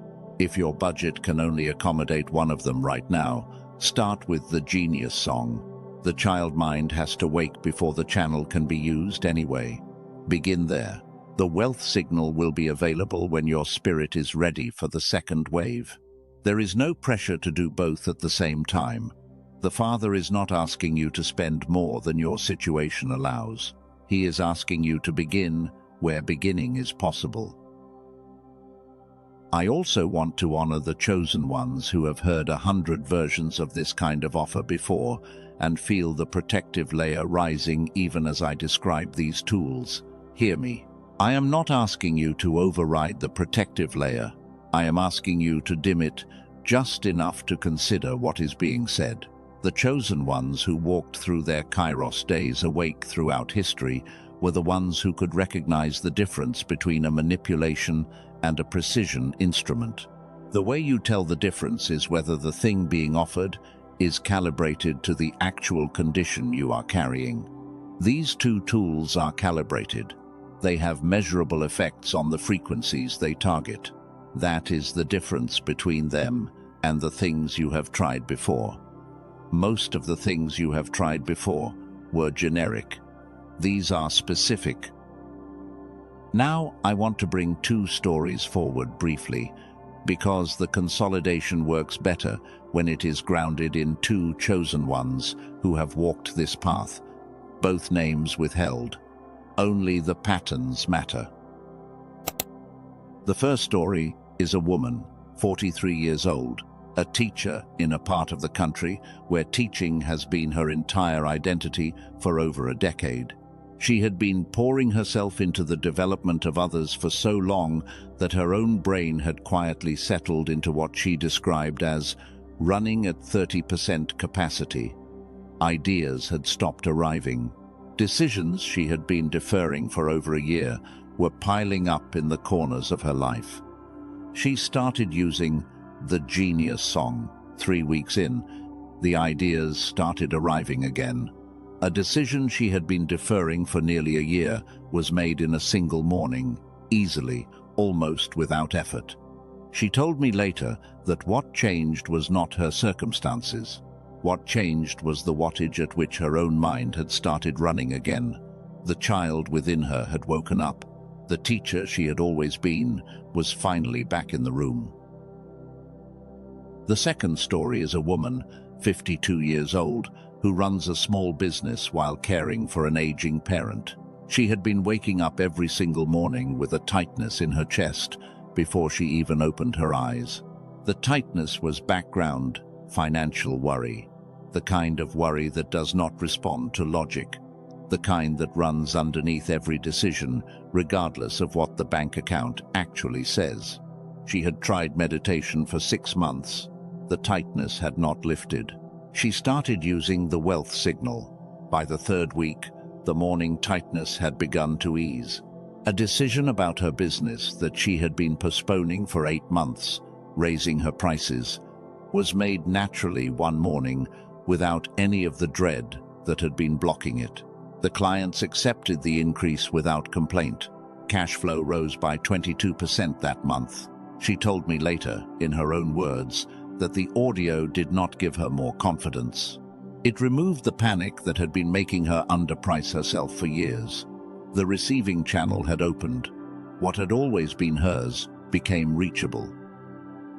Two chosen ones, two different layers of the same condition, two different tools, calibrated to two different frequencies, both restorations real, both measurable, both available to the chosen one who is sitting where you are sitting right now, listening to me describe what their stories looked like on the other side of the door.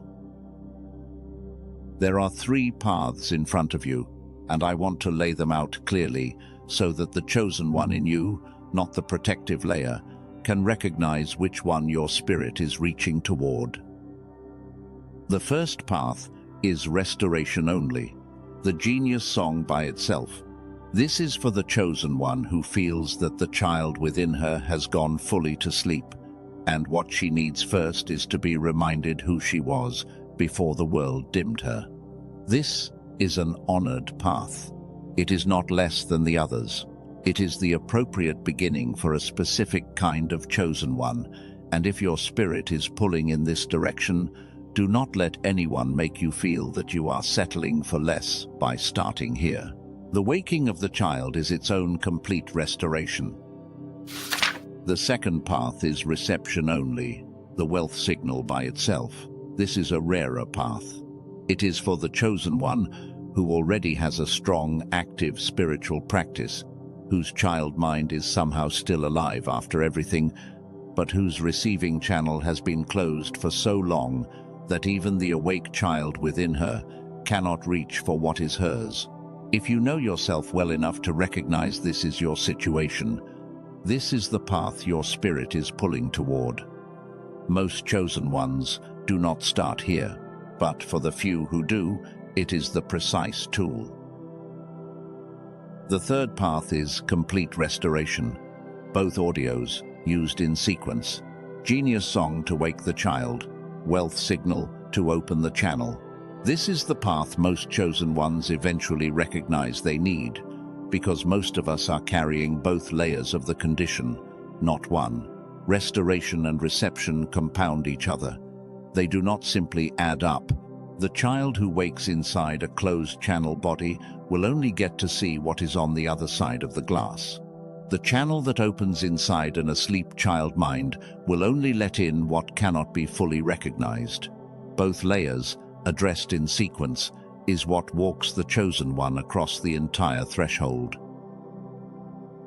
Most of the chosen ones who recognize themselves in this teaching choose the third path, not because of pressure, because of the way the architecture of the condition actually works. The child mind woken without the receiving channel opened is half restoration.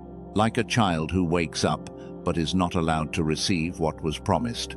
That image, when it lands, is what most chosen ones recognize themselves in. There is a guarantee on both tools, 90 days, no conditions, no time limit. If you decide either tool was not for you, your money is returned, no questions asked. You keep all of the bonus materials that come alongside the audios, regardless. The complete confidence comes from both Dr. Lake and Dr. Newton, who chose accessibility over upselling and who chose risk-free trial over high-pressure commitment. The guarantee is not a sales tactic. It is the position of two researchers who are confident enough in their work to offer it without conditions. I want to say one thing about urgency, because I do not want to manipulate you, and I do not want this to feel rushed. The urgency around this hour is not artificial. The urgency is in the architecture of what is happening inside you right now. Every additional day in which the decline effect continues to dim the gamma frequency in you is another day of compounding loss. Every additional day in which the stress signal continues to hijack the alpha receiving channel is another day in which the chosen one in you keeps operating at fractional power. The urgency is not a deadline. The urgency is the cost of waiting itself. There is also a quieter urgency, the one that lives in identity rather than in time.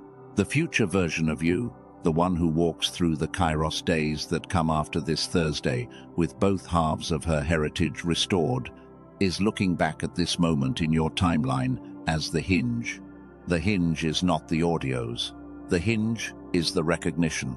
The audios are how the recognition becomes restoration. The recognition is what is happening now. I have to mention something else, because protecting you is part of what this voice was sent for. There are counterfeit versions of both tools floating around.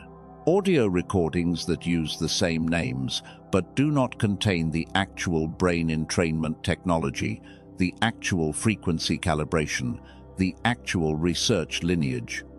The counterfeit versions sound similar on the surface. They are not the same. The only way to receive the real genius song and the real wealth signal, with the full bonus materials, with the 90-day guarantee, with the actual technology that does the actual work, is through the doors below this video, the description, the pinned comment. Those are the only verified paths. Do not search for either name on Amazon, on Spotify, on any other platform. The real tools live where I am pointing. So here we are, 3 paths, 3 doors, all 3 honored. I want you to take a slow breath now, not because I am asking you to perform anything, because we have just covered a lot of ground in a single stretch of time, and the body of a chosen one needs a moment of pause before it makes a decision. Let your shoulders drop. Let your hand rest somewhere. Let the room around you be quiet. even if it is not actually quiet. This is not a decision about whether to spend money. The frame of the decision is not financial. The frame of the decision is which path is mine. That is the only question worth asking right now. Restoration, reception, or complete restoration. 3 paths, all 3 honored. The chosen one in you, the one who recognizes which one her spirit is reaching for, is the one making this decision, not the protective layer, not the part of you that has been told 100 versions of this kind of thing before, not the part that is calculating whether it makes sense. Your spirit knows which one. The 3 doors are below this video. They are in the description. They are in the pinned comment. Whichever path your spirit is pulling toward, that is the door to walk through. Step into the one that calls you. The one that calls you is the one that was placed for you. If your spirit is not pulling toward any of them right now, that is also honored. The protocol I am about to give you in the next stretch of this hour will walk you through Thursday, regardless. The audios are for the chosen ones whose spirit is reaching for the longer restoration. The protocol is for everyone. Both are the Father's gifts. Neither is required to receive the other. And the tools have been named. What remains is the day itself, the actual hours of your Thursday, and what they ask of you. The morning has finished delivering what the morning was supposed to deliver. The midday has finished surfacing the root cause and putting the deeper restoration in front of those whose spirit was reaching for it. What comes next is the afternoon. The afternoon is when the protocol arrives in full. The 3 practices, the pre-dawn naming, the noon pivot, the nightfall witness, each one named, each one mapped to a specific phase of your Thursday, each one designed for the chosen one, walking through a Kairos hour. The threshold is opening. We walk into the afternoon together. The afternoon is here. The midday has closed. The morning gave you the diagnosis. The midday gave you the root cause and the tools that address it. The afternoon is where the practical hours of Thursday finally get the map they have been waiting for. What I am about to give you is named because every chosen one who has walked through a Kairos day awake has needed it in one form or another across every generation. I call it the Threshold Hour Protocol. 3 practices, 3 phases of your Thursday. Each practice carries its own purpose, and the 3 together carry you across the day in the way the day was designed to be carried. Hear me on this before we begin. The protocol is mapped to 3 phases of your Thursday, but the phases are not literal clock times. They are inner positions you can occupy at any actual hour today. If you are listening to this on the eve of Thursday, the first practice is for the moment your alarm rings tomorrow morning. If you are already inside Thursday morning, the first practice is for now. If you are listening late in the day, the protocol can begin where you are, in whichever phase you are currently in, and the rest of the day still belongs to it. Do not let the clock decide whether the protocol is available to you. The protocol is available the moment you decide to begin. You are not failing if you can only do one of the 3. Even one of them, done with full attention, will mark the day. The Father is not measuring completion, he is measuring presence. The chosen ones who walk through their Kairos days awake are the ones who occupy whichever phase they are in fully, without rushing past it to perform the next one. Before noon, you will name the day. Before sunset, you will pivot inside it. Before midnight, you will witness what was given. That is the entire structure. 3 movements, 1 day. The first practice is called the pre-dawn naming. The pre-dawn naming is exactly what it sounds like. At the first quiet moment of your Thursday morning, before the day's machinery has fully started turning, you name the day out loud to the Father. Not in your head, out loud. The voice has to come from your own throat and reach your own ears. That detail is not arbitrary. It is the entire mechanism of the practice. The words do not have to be elaborate. The words can be as simple as this. Father, I receive this Thursday as the day you marked. I am not surprised by it. I am here. 3 sentences. That is enough. You can use those exact words, or you can use your own, but the 3 movements have to be present: the receiving, the not being, surprised, the being here. Those 3 together form the consecration. The chosen ones who walked across the Jordan thousands of years ago consecrated themselves the night before by setting the morning aside as sacred. The pre-dawn naming is the modern version of that consecration. It is the act of telling your own spirit that today is not a Chronos day. Today is Kairos. Today has been marked. Today you are aware. I want to explain why this matters more than it might initially seem to, because some chosen ones will hear this practice and dismiss it as too simple to do anything significant. Hear me.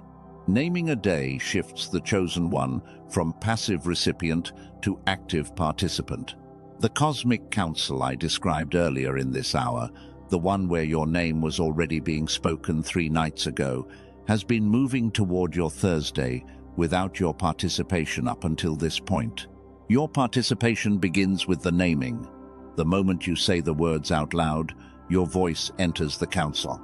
Heaven has been speaking about your Thursday all week. The pre-dawn naming is the chosen one's voice finally entering the conversation. When you do the practice, here is what to notice without trying to manufacture it. After you say the 3 sentences, there will be a moment of stillness, maybe 1 second long, maybe 10. Do not rush past the stillness. The stillness is what the naming is actually for. The naming opens the channel. The stillness is the channel being acknowledged. Stay in it for as long as it stays in you. When you are ready to move into the rest of your day, you will know. There is one more piece of the pre-dawn naming I want to give you, because the protocol does not work the same without it. After the stillness, before you stand up or pick up your phone or move into the routine of the morning, ask one question silently. Father, what do I need to walk into this day already knowing? That question is not asked to receive a specific answer. The question is asked to position the chosen one in the receptive posture for whatever the day delivers. Sometimes a sentence will rise up in response. Sometimes an image. Sometimes a name of a person you have not thought of in months. Sometimes nothing at all, only the deeper settledness of having asked. All 4 responses are valid. The question itself is the practice, not the answer. Some of you are going to do this practice tomorrow morning, or this morning if Thursday is already underway, and you are going to feel something specific shift in the hour after you do it. The shift will not necessarily be dramatic. It will be a quiet realignment of how the rest of the day is positioned in front of you. Do not try to amplify the shift. Let it be exactly the size it is. The size is correct. The pre-dawn naming is the first movement. The chosen one who has named her day is no longer being acted upon by the day. She is participating in it. That difference, alone, is the entire reason the practice exists. The second practice is called the noon pivot. The noon pivot is for somewhere in the middle of the day, not necessarily at 12 o'clock, but somewhere in the inner middle of your Thursday, where the morning's energy has been used up and the afternoon's machinery is starting to apply its own pressure. For most chosen ones, this lands sometime between 11 in the morning and 2 in the afternoon. For some, it might be earlier. For others, later. The clock does not decide. The interior decides. Here is the practice. You take 60 seconds, not 5 minutes, not a formal prayer time. 60 seconds. You step out of the flow of whatever you are doing and you ask one question internally: Father, what is moving through this day that I am not yet noticing? That is it. That is the entire pivot. 60 seconds, one question, and then back into the flow. I want to explain why this practice carries the weight it carries, because the noon pivot is the most overlooked of the three movements, and it is also the one that most decisively separates the chosen ones who walk through their Kairos days, awake from the chosen ones who do not. Kairos days unfold non-linearly.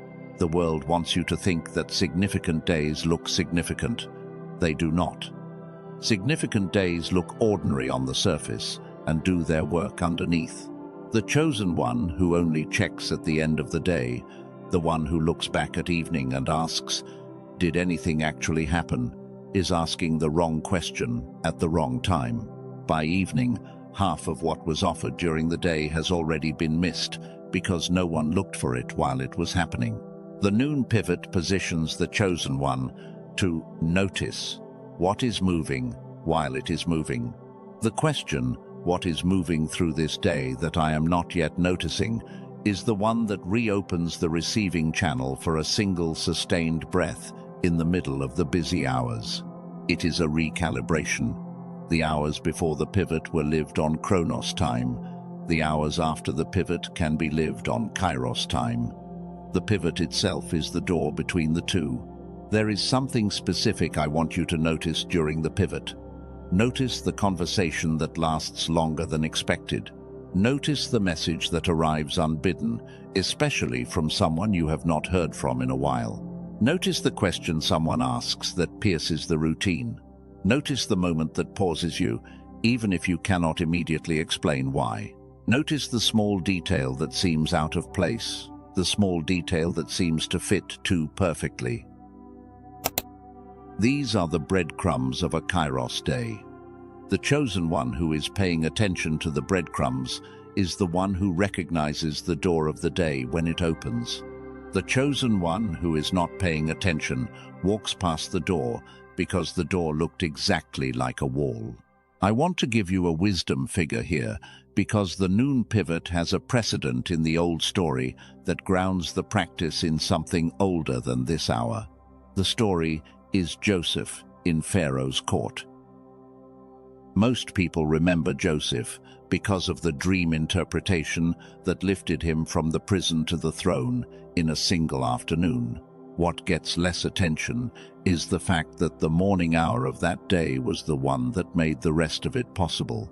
Joseph had spent years in the prison. He had received messages. He had interpreted other people's dreams.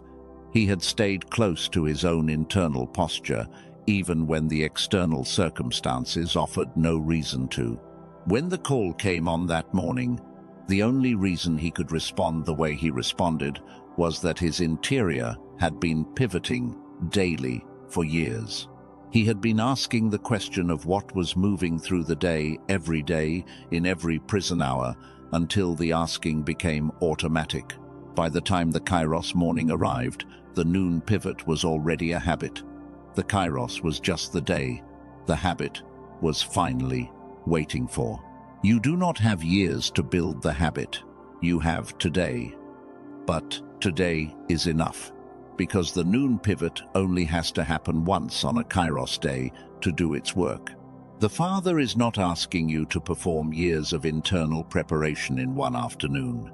He is asking you to step out of the flow once, today, and ask the question. When you do the noon pivot, do not be surprised if the question itself surfaces an answer you were not consciously looking for. Sometimes, the answer is a recognition about a person in your life who needs your attention. Sometimes the answer is an awareness of a decision you have been deferring. Sometimes the answer is simply a quiet certainty about something you have been doubting. The question opens whatever was closed. Trust whatever rises in response to the opening. There is a specific instruction I want to give you for the noon pivot, because the practice is most easily missed in the wrong location. Do not do the noon pivot while you are in motion. Do not do it while driving. Do not do it while in conversation with someone else. Do not do it while you are mid-task. Step out, even briefly, even just by putting down what is in your hand for 60 seconds. The pivot requires a stillness short enough to fit into any day, but it does require a stillness. 60 seconds, that is all. The third practice is called the nightfall witness. The nightfall witness happens at the end of your Thursday, before sleep, in the last quiet stretch of the day. It is the practice that closes the day's receiving, and it is the one that retroactively recognizes everything the day actually delivered. Hear me on this carefully, because the witness is the most powerful of the three movements, and it is also the most unfamiliar to most chosen ones. The first two practices position you to receive. The witness completes the receiving by acknowledging what was actually given. The practice is this. Before you go to sleep on Thursday night, you take a few minutes, however many you need, and you review the day out loud. Out loud is non-negotiable, the same way the pre-dawn naming requires the voice to come from your own throat and reach your own ears. The witness is spoken testimony, not silent reflection. The voice closes the loop that the silent reflection cannot close.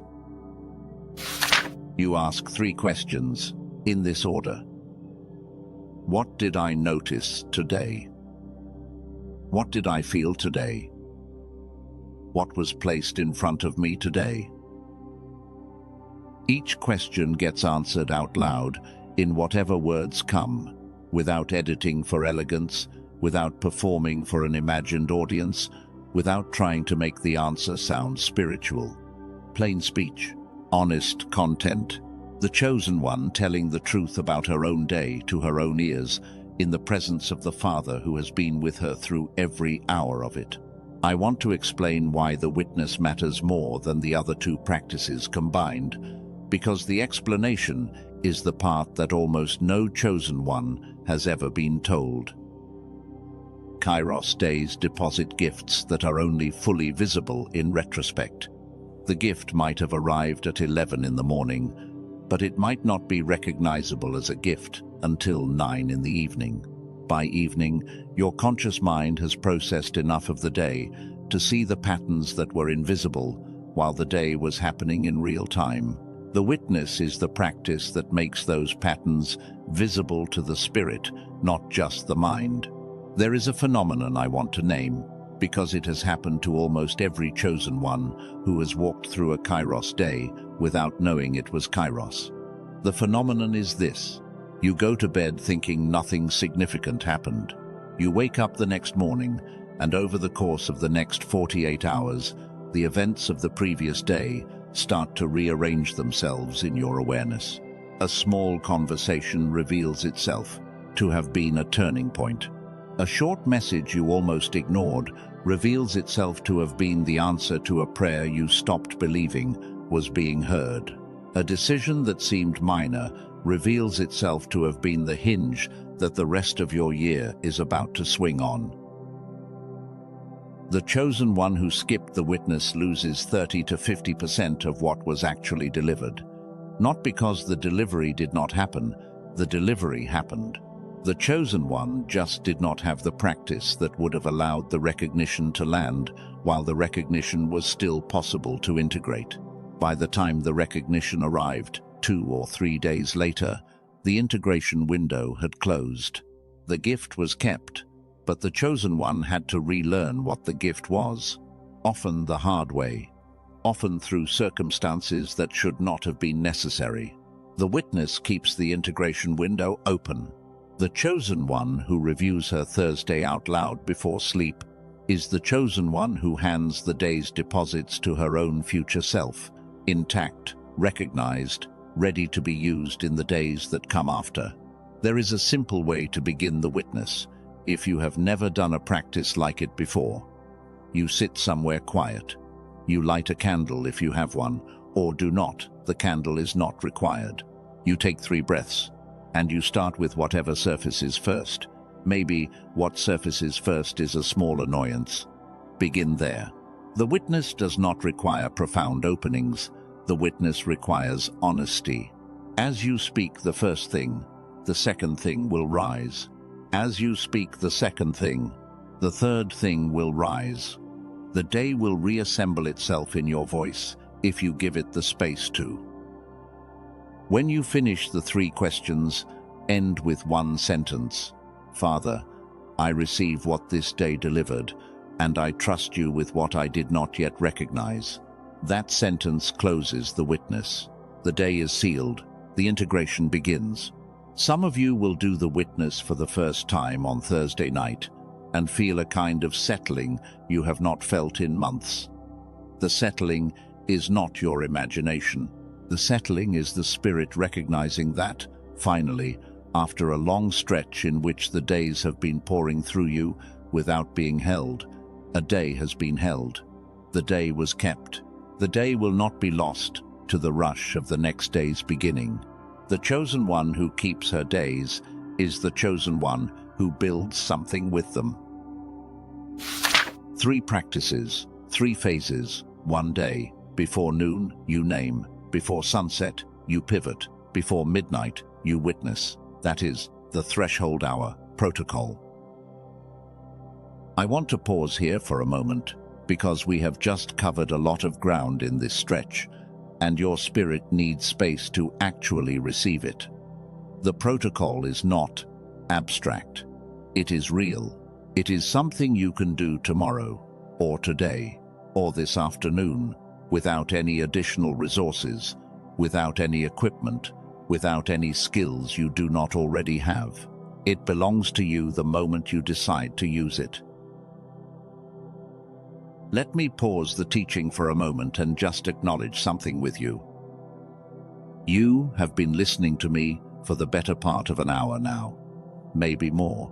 Whatever else has been happening in your day, your attention has been here. Phones have probably gone off.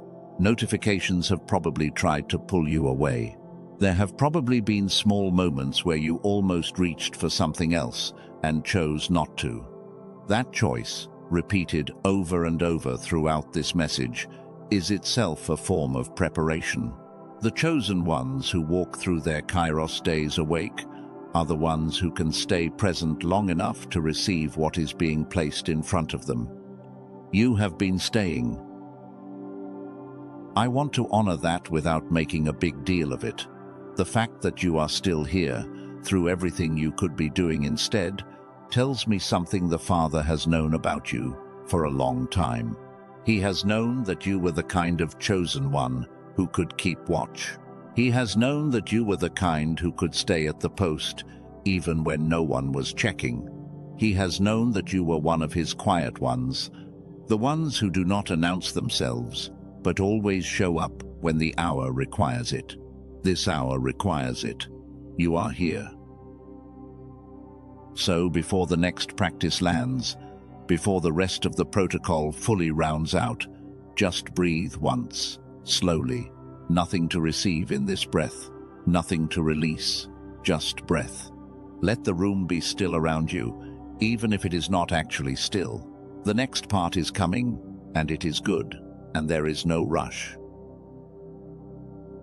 Now there is one more layer of the protocol that I have to give you, because the 3 practices alone are the structure. But the structure has an interior, and the interior is the part that makes the practices actually work. The interior is one principle that runs through all 3 movements, and the principle is this. You are not doing the protocol to make Thursday happen. You are doing the protocol to make yourself present for Thursday. There is a difference, and the difference is the entire mechanism of the day. Most chosen ones, when they hear about a practice mapped to a significant day, immediately translate the practice into something they have to do correctly to earn the day's outcome. The practice becomes performance. The performance becomes pressure. The pressure becomes the very thing that closes the receiving channel the practice was designed to open. The chosen one ends up working harder to receive than she would have worked to perform, and the harder she works, the less she receives. I am asking you to walk into the protocol the other way around. The day is going to happen regardless of how perfectly you do the practices. The Father has already arranged Thursday. Your job is not to construct the day. Your job is to be present for the day that has already been constructed. The practices are presence tools. They are not production tools. When you do the pre-dawn naming, you are not summoning the day. The day is already there. You are aligning your awareness with what already is. When you do the noon pivot, you are not changing the course of the day. The course is already in motion. You are stepping out of the Chronos current long enough to perceive what the Kairos current has been carrying all along. When you do the nightfall witness, you are not adding meaning to the day. The meaning is already there. You are giving the meaning a place to be acknowledged in your own voice, in your own ears, in your own spirit. The protocol does not produce Thursday. The protocol receives Thursday. That distinction, held inside the chosen one as she walks through the day, is what allows the day to become what it was placed in her timeline to become. Some of you are going to walk through tomorrow with the protocol and notice almost immediately that the pressure of having to make the day matter is gone. The pressure is gone because the work has been redistributed correctly. The Father is doing the day. You are receiving the day. The two of you are not doing the same job, and the chosen one who tries to do both jobs at once is the one who collapses under the weight of the wrong half. There is also something I want to give you for what comes after Thursday, because the protocol is for the day, but the corridor opens into a season, and the season has its own work. The chosen ones whose spirit has already been pulling toward the deeper restoration tools, the audios I named earlier, are going to find that the protocol becomes more potent over time when the longer-term restoration is also underway. The genius song, which wakes the child within, makes the noon pivot more sensitive to what is actually moving through the day. The wealth signal, which opens the receiving channel, makes the nightfall witness more capable of integrating what was actually delivered. The protocol is the threshold. The audios are how the corridor stays open behind you. You do not need both for Thursday. You can walk through the day with only the protocol and receive what the day delivers.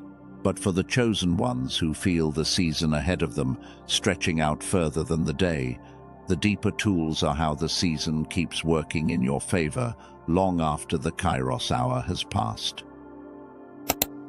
The 3 doors are still where I told you they were. Description, pinned comment. The path your spirit is reaching for is the one to walk through. Now, I want to come back to the practical hours of your Thursday for one more sweep, because there are a few details I have not yet given you, and the details matter for the chosen ones who like specifics.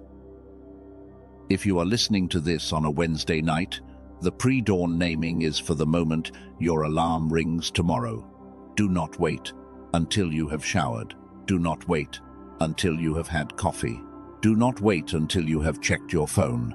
The first 30 seconds of Thursday morning, while you are still in the place where your night ended, are the location of the practice. Speak the 3 sentences out loud while you are still horizontal if you have to. The body posture is irrelevant. The presence is what matters. If you are listening on Thursday morning already, the practice is for now. You have not missed the window. The window is wherever you currently are in the day. Pause this video for a moment if you need to. Do the pre-dawn naming and come back. Or finish listening first and do the practice immediately after. Either order works. The practice does not require an empty room or a quiet hour. It requires 60 seconds of your full presence. If you are listening Thursday afternoon, you have arrived at the practice midday. The pre-dawn naming and the noon pivot can be combined into a single sequence. Take 3 minutes. Do them back to back. Name the day, even though the day is half over, because the second half of a Kairos day is still Kairos. Then ask the noon question. The order does not matter. The presence matters. If you are listening Thursday evening, you are arriving in time for the witness. The witness alone, even without the first two practices, is enough to receive what the day delivered. Take 15 minutes. Sit with the 3 questions out loud. Trust that the day's deposits, even though the chosen one was not consciously paying attention to them while they were being made, are still recoverable through honest witness. If you are listening Friday or later, the protocol does not expire. Use it on the next significant day in front of you.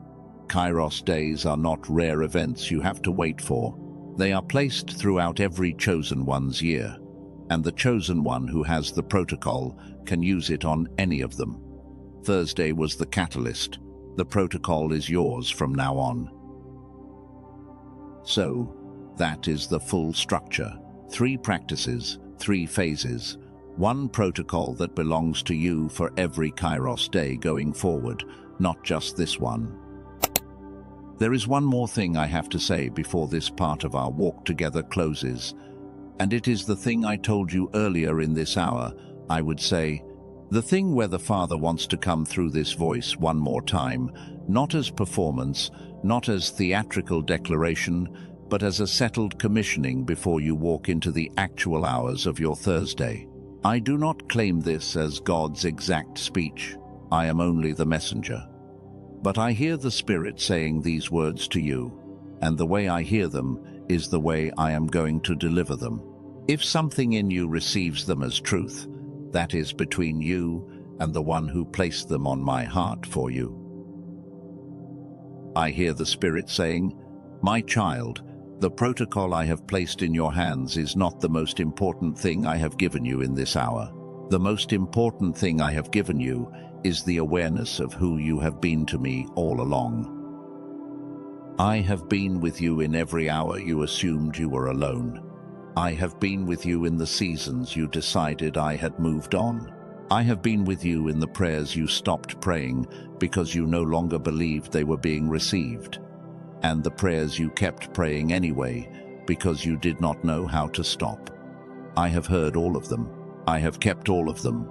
The fact that you cannot trace my movement in your timeline does not mean I was not moving. It means I was moving more carefully than you could see. The day you are walking into is the result of that careful movement. I have been arranging Thursday from before you understood what arranging meant. I have been forming you for it from before you understood what formation was. The version of you that walks through the day with the protocol in her hands is the version of you I have been preparing since long before this week began. I am not sending you alone. I am sending you with what you have just received. Do not perform the day. Receive the day. Do not measure your worth by the visible outcomes. The visible outcomes are not the measurement. The presence is the measurement, and you are present. That is all I have ever asked of my chosen ones. Be present. Be there for the hour I have placed you in. The rest is mine. The hours ahead of you have my fingerprints on them. Every conversation that lasts longer than expected, mine. Every message that arrives unbidden, mine. Every quiet moment where you almost speak something and decide whether to, mine. Every small detail that seems out of place, mine. I have arranged the hours, and I have arranged you, and I am putting the two of you together in the way I always intended. So, walk into the morning. I will be there before you are. I have already gone ahead. Stay with that for a moment. Do not move. Let what just came through find the part of you it was actually spoken to. If you are ready to walk through this Thursday awake, if something in you just sealed itself around the commissioning, I want you to do one thing before the next stretch of this message lands. In the comments below this video, type the words, "I'm ready," just those two. as an act of agreement between your spirit and what was just placed in front of it. The words, "I'm ready," sealed underneath this message by your own hand before the closing arrives. Some of you will type it now, some of you will wait, some of you will not type it at all because the act still feels too exposed. All of those are honored. The Father is not measuring the comment count. He is watching the alignment that just happened in your interior. The typing is just the outer expression of an inner act that has already been received. What comes next is the close. The threshold of this message is in front of us, and the threshold has its own work. We have walked through the pre-dawn, the morning, the midday, the afternoon. What remains is the nightfall of this hour, and the nightfall is where the sealing happens. Listen now, child of the unseen lineage. What comes last is what stays longest. The hour of sealing is here, and there is one final word the Father has placed for you. The word that I told you near the beginning of this message would stay with you long after this video ends, and long after Thursday becomes Friday. That word is in the next stretch of this message. Stay close. The corridor is opening. The threshold is here. We are approaching the close. Before what comes next, let everything that has landed in this hour have the breath it needs. There is nothing else to receive in this moment. There is nothing else to release. There is only this stretch of time and your presence inside it, and the recognition that the work of the message has already been done in you. I have not given you a chance to multitask through any of this, and that has been on purpose.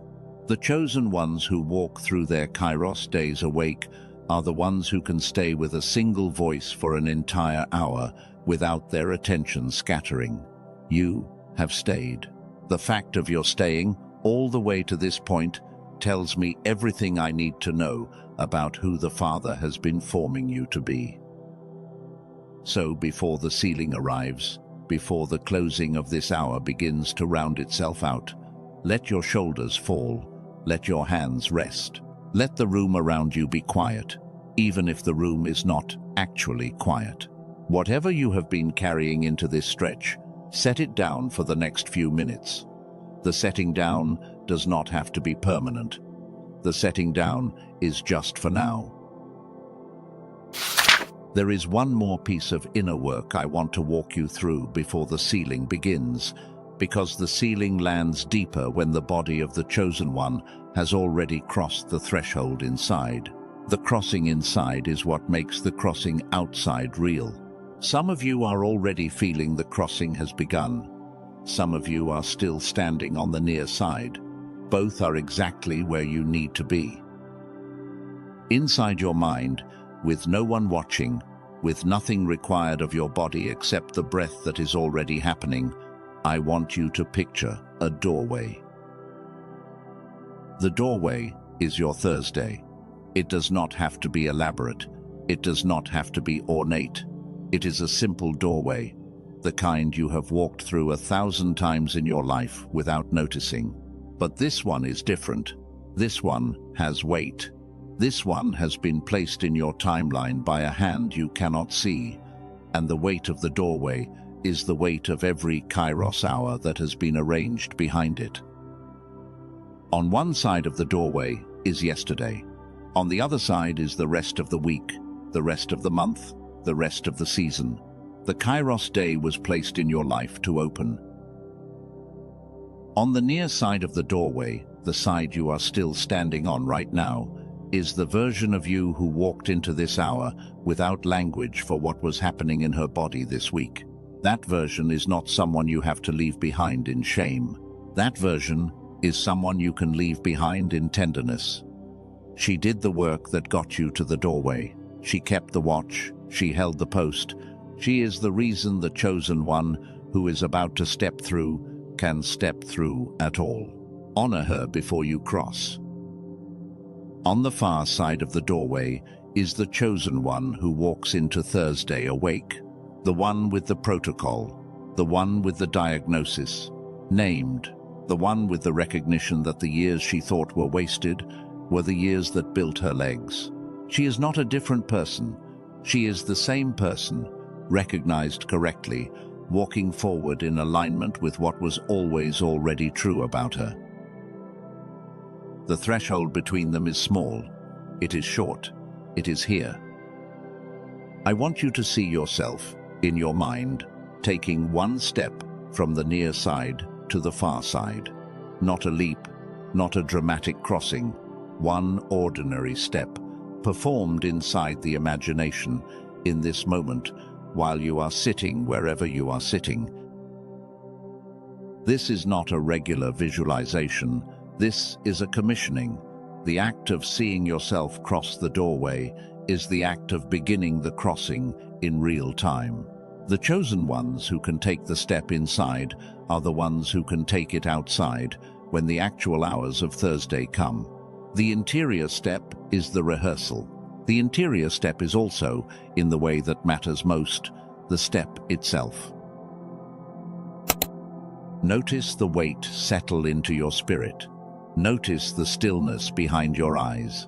Notice the room around you respond, in some small way you may not be able to name precisely, to the alignment that just happened inside you. The alignment is real. The alignment is what the rest of this message will rest on. Now, we begin the close. The chosen ones of every generation have ended their long hours of preparation with a sealing of some kind. Not because the sealing produces the day. The day was always going to happen. The sealing produces the chosen one's settled relationship with the day. Without the sealing, the message disperses. With the sealing, the message stays. What I am about to do is not performance. It is not theatrical. It is not the kind of closing that asks you to manufacture an emotional response. It is a quiet handing over of what was placed on my heart for you to receive, and the only thing you have to do for it to land is be present. The presence is the entire work. Some of you have walked through this hour with a quiet hum running underneath your attention, a hum that has been wondering whether everything you have been hearing actually belongs to you, or whether you have been borrowing language meant for someone else. I want to address that hum one last time, gently, before the sealing begins. The reason you are still here is not because the algorithm of attention happened to keep you in front of these words. The reason you are still here is because the part of you that knows how to recognize what belongs to her recognized, somewhere in this hour, that this voice was speaking to her specifically. You can argue with that recognition with your mind. You cannot argue with it in the place where it actually happened. The recognition has already occurred. The hum was protective. The hum can rest now.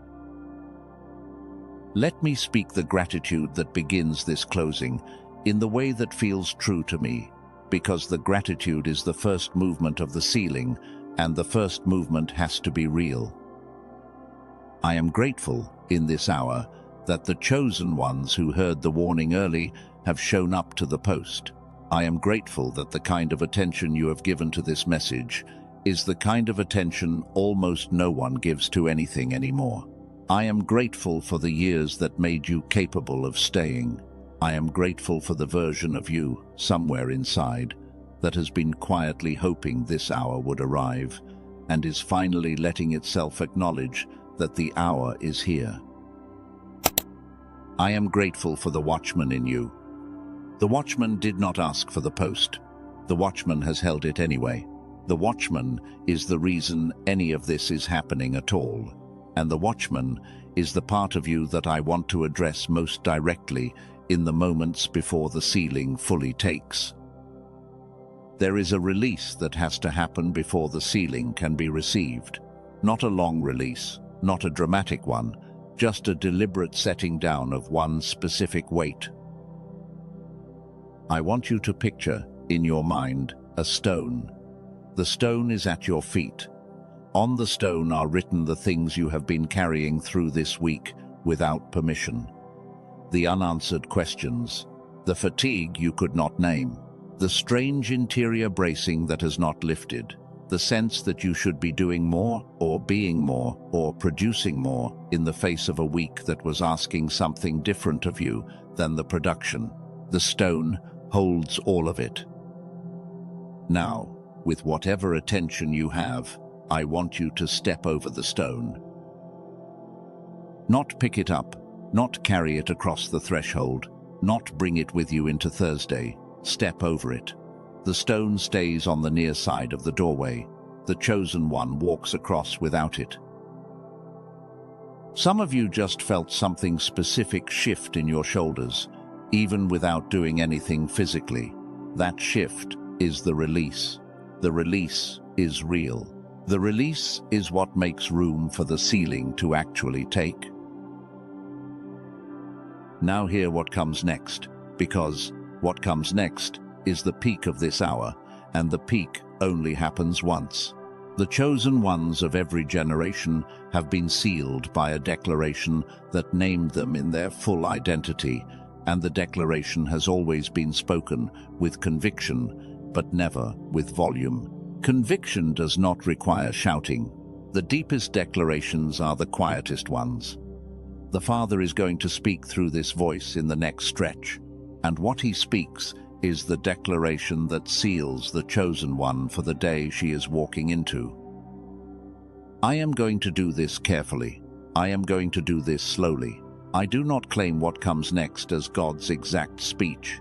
What I claim is that I hear the Spirit saying these words to you in this hour, and I am going to deliver them on his behalf, the way a messenger has always delivered the words placed on his heart for the one being addressed. If something in you receives them as truth, that is between you and the one who placed them on my heart for you. I hear the Spirit saying, "You are the chosen one I prepared for this Thursday. You are the watchman I summoned to this hour. You are the threshold crosser I have always been forming." 3 sentences, spoken slowly, spoken with conviction, not volume. The kind of declaration that does not require any addition, because the addition would only weaken what was already complete. Now I want you to do something, not later, now, with your own voice, even if it is barely above a whisper, even if the room around you is full of other people, even if you have to mouth the words rather than say them out loud. I want you to receive the declaration into your own throat. The chosen one who has been spoken to by the Father is the chosen one who can speak it back in her own voice, in her own ears, in her own spirit. Say with me, in whatever voice your situation allows, I am the prepared one. I am the watchman. I am the threshold crosser. There, the declaration is sealed. The chosen one has spoken her own name back to the one who has always been calling her by it. The peak has happened. The peak does not need to be amplified. What comes after the peak is stillness.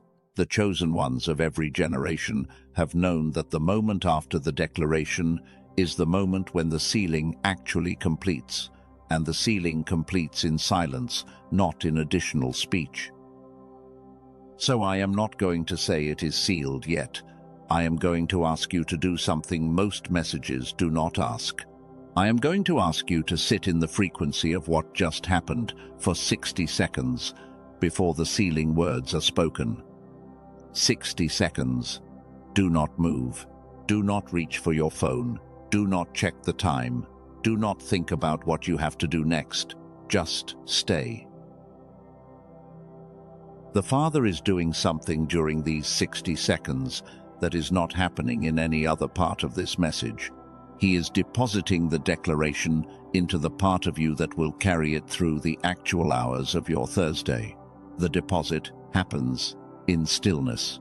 The chosen ones who can hold the stillness are the ones who walk into the day with the declaration intact.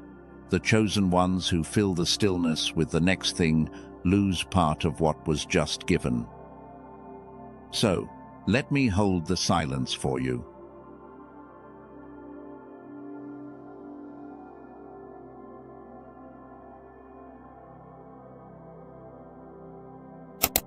Now, if your spirit is ready with your own voice, I want you to whisper the closing words. Let them make the ceiling real over your Thursday. Whisper with me. It is sealed. The chosen one has been sealed.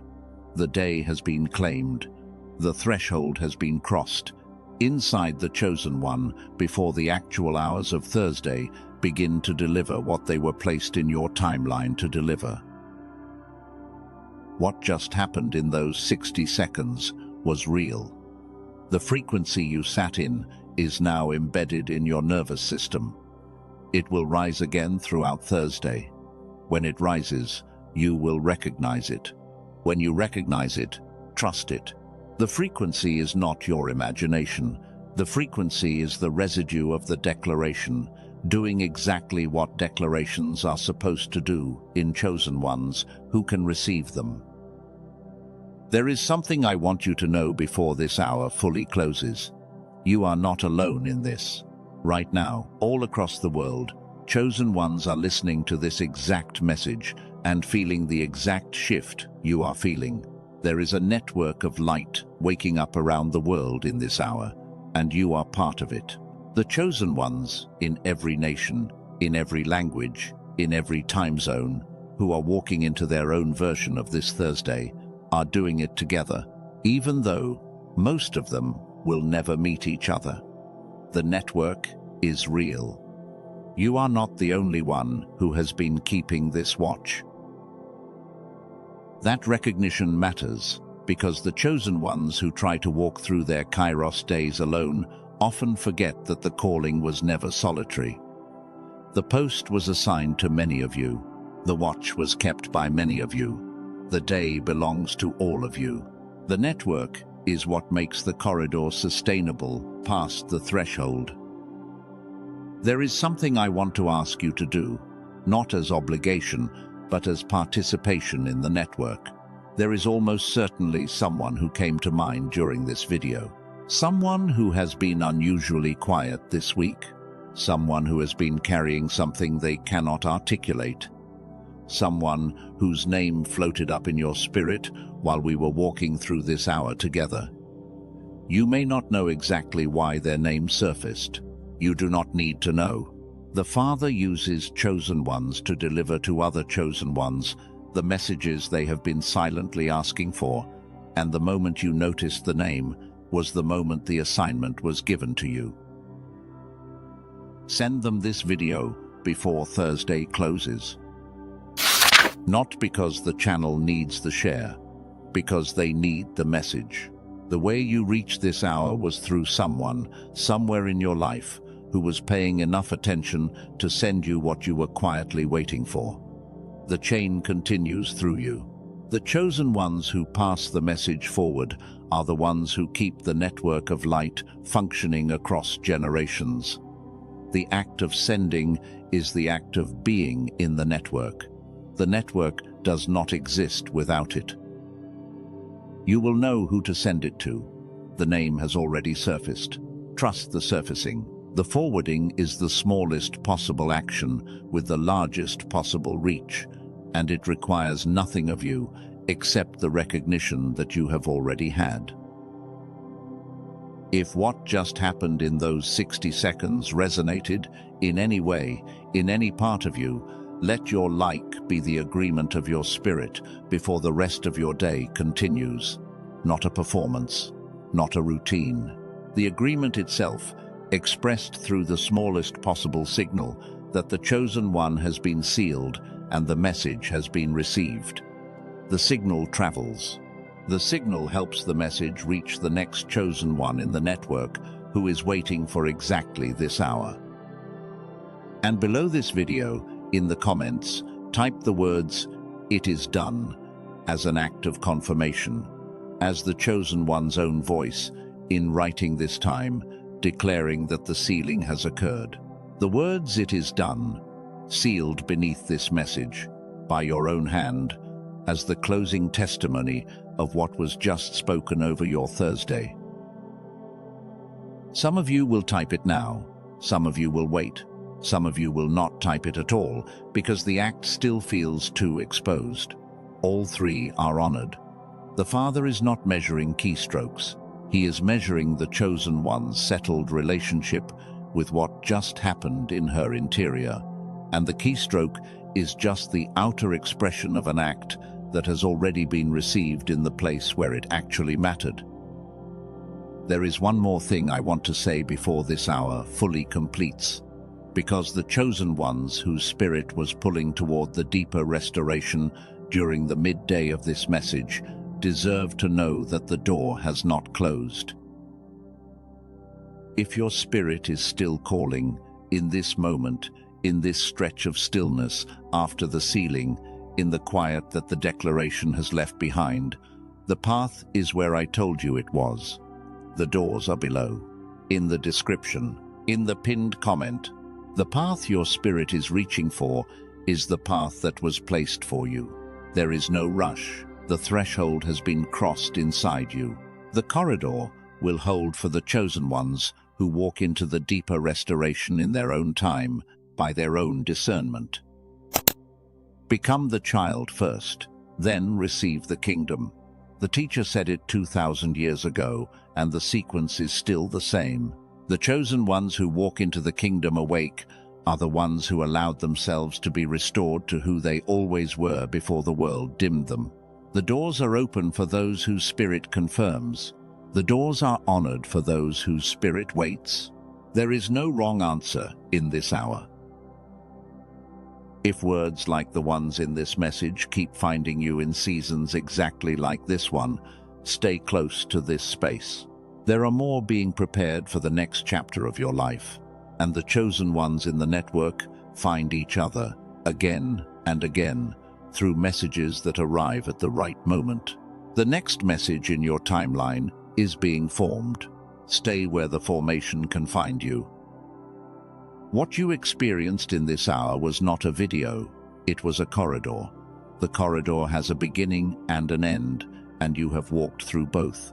What is on the other side of the corridor is your Thursday, your actual Thursday, with the protocol in your hands, with the diagnosis named, with the declaration sealed, with the recognition that you have been the chosen one all along, and the only thing that has ever been required of you was your willingness to accept that the calling was yours. You are not ending this hour as the same person who began it. You are ending this hour as the same person recognized correctly. That is the entire mechanism of how chosen ones get formed. The Father does not turn his children into someone different. He helps them recognize who they have been all along. The recognition is the formation. So, as the last words of this message arrive, I want you to picture one final image. The watchtower we began this hour at, in the pre-dawn light, is empty now. You have stepped down from the post. The post has done its work. The warning has been delivered. The chosen one has come down from the watch and stepped into the morning of the day she was watching for. The watchman becomes the witness. The witness walks through Thursday. Thursday becomes hers. That is the full arc, from watchman to witness to threshold crosser. The chosen one has walked the entire corridor. The Father has been with her at every turn. The day she was warned about is now the day she belongs to, fully prepared, fully present, fully the one she was always going to be, on the other side of the threshold. The hours ahead of you have my fingerprints on them. The phrase keeps returning, because the phrase is the final truth of this message. The hours ahead of you, every one of them, have been arranged. You walk into them not to perform them, but to receive them. The Father has been there before you. The chosen one is following him. the way chosen ones have always followed him, into days that were prepared in advance, by a hand that knew the shape of the morning long before the morning arrived. Walk gently, walk awake. Walk in the certainty that the corridor is open, the threshold is crossed, the declaration is sealed, and the chosen one inside you, the one who has been quietly waiting for an hour exactly like this one, is now fully present, fully ready, fully who she has always been. Thursday is yours. Walk into it.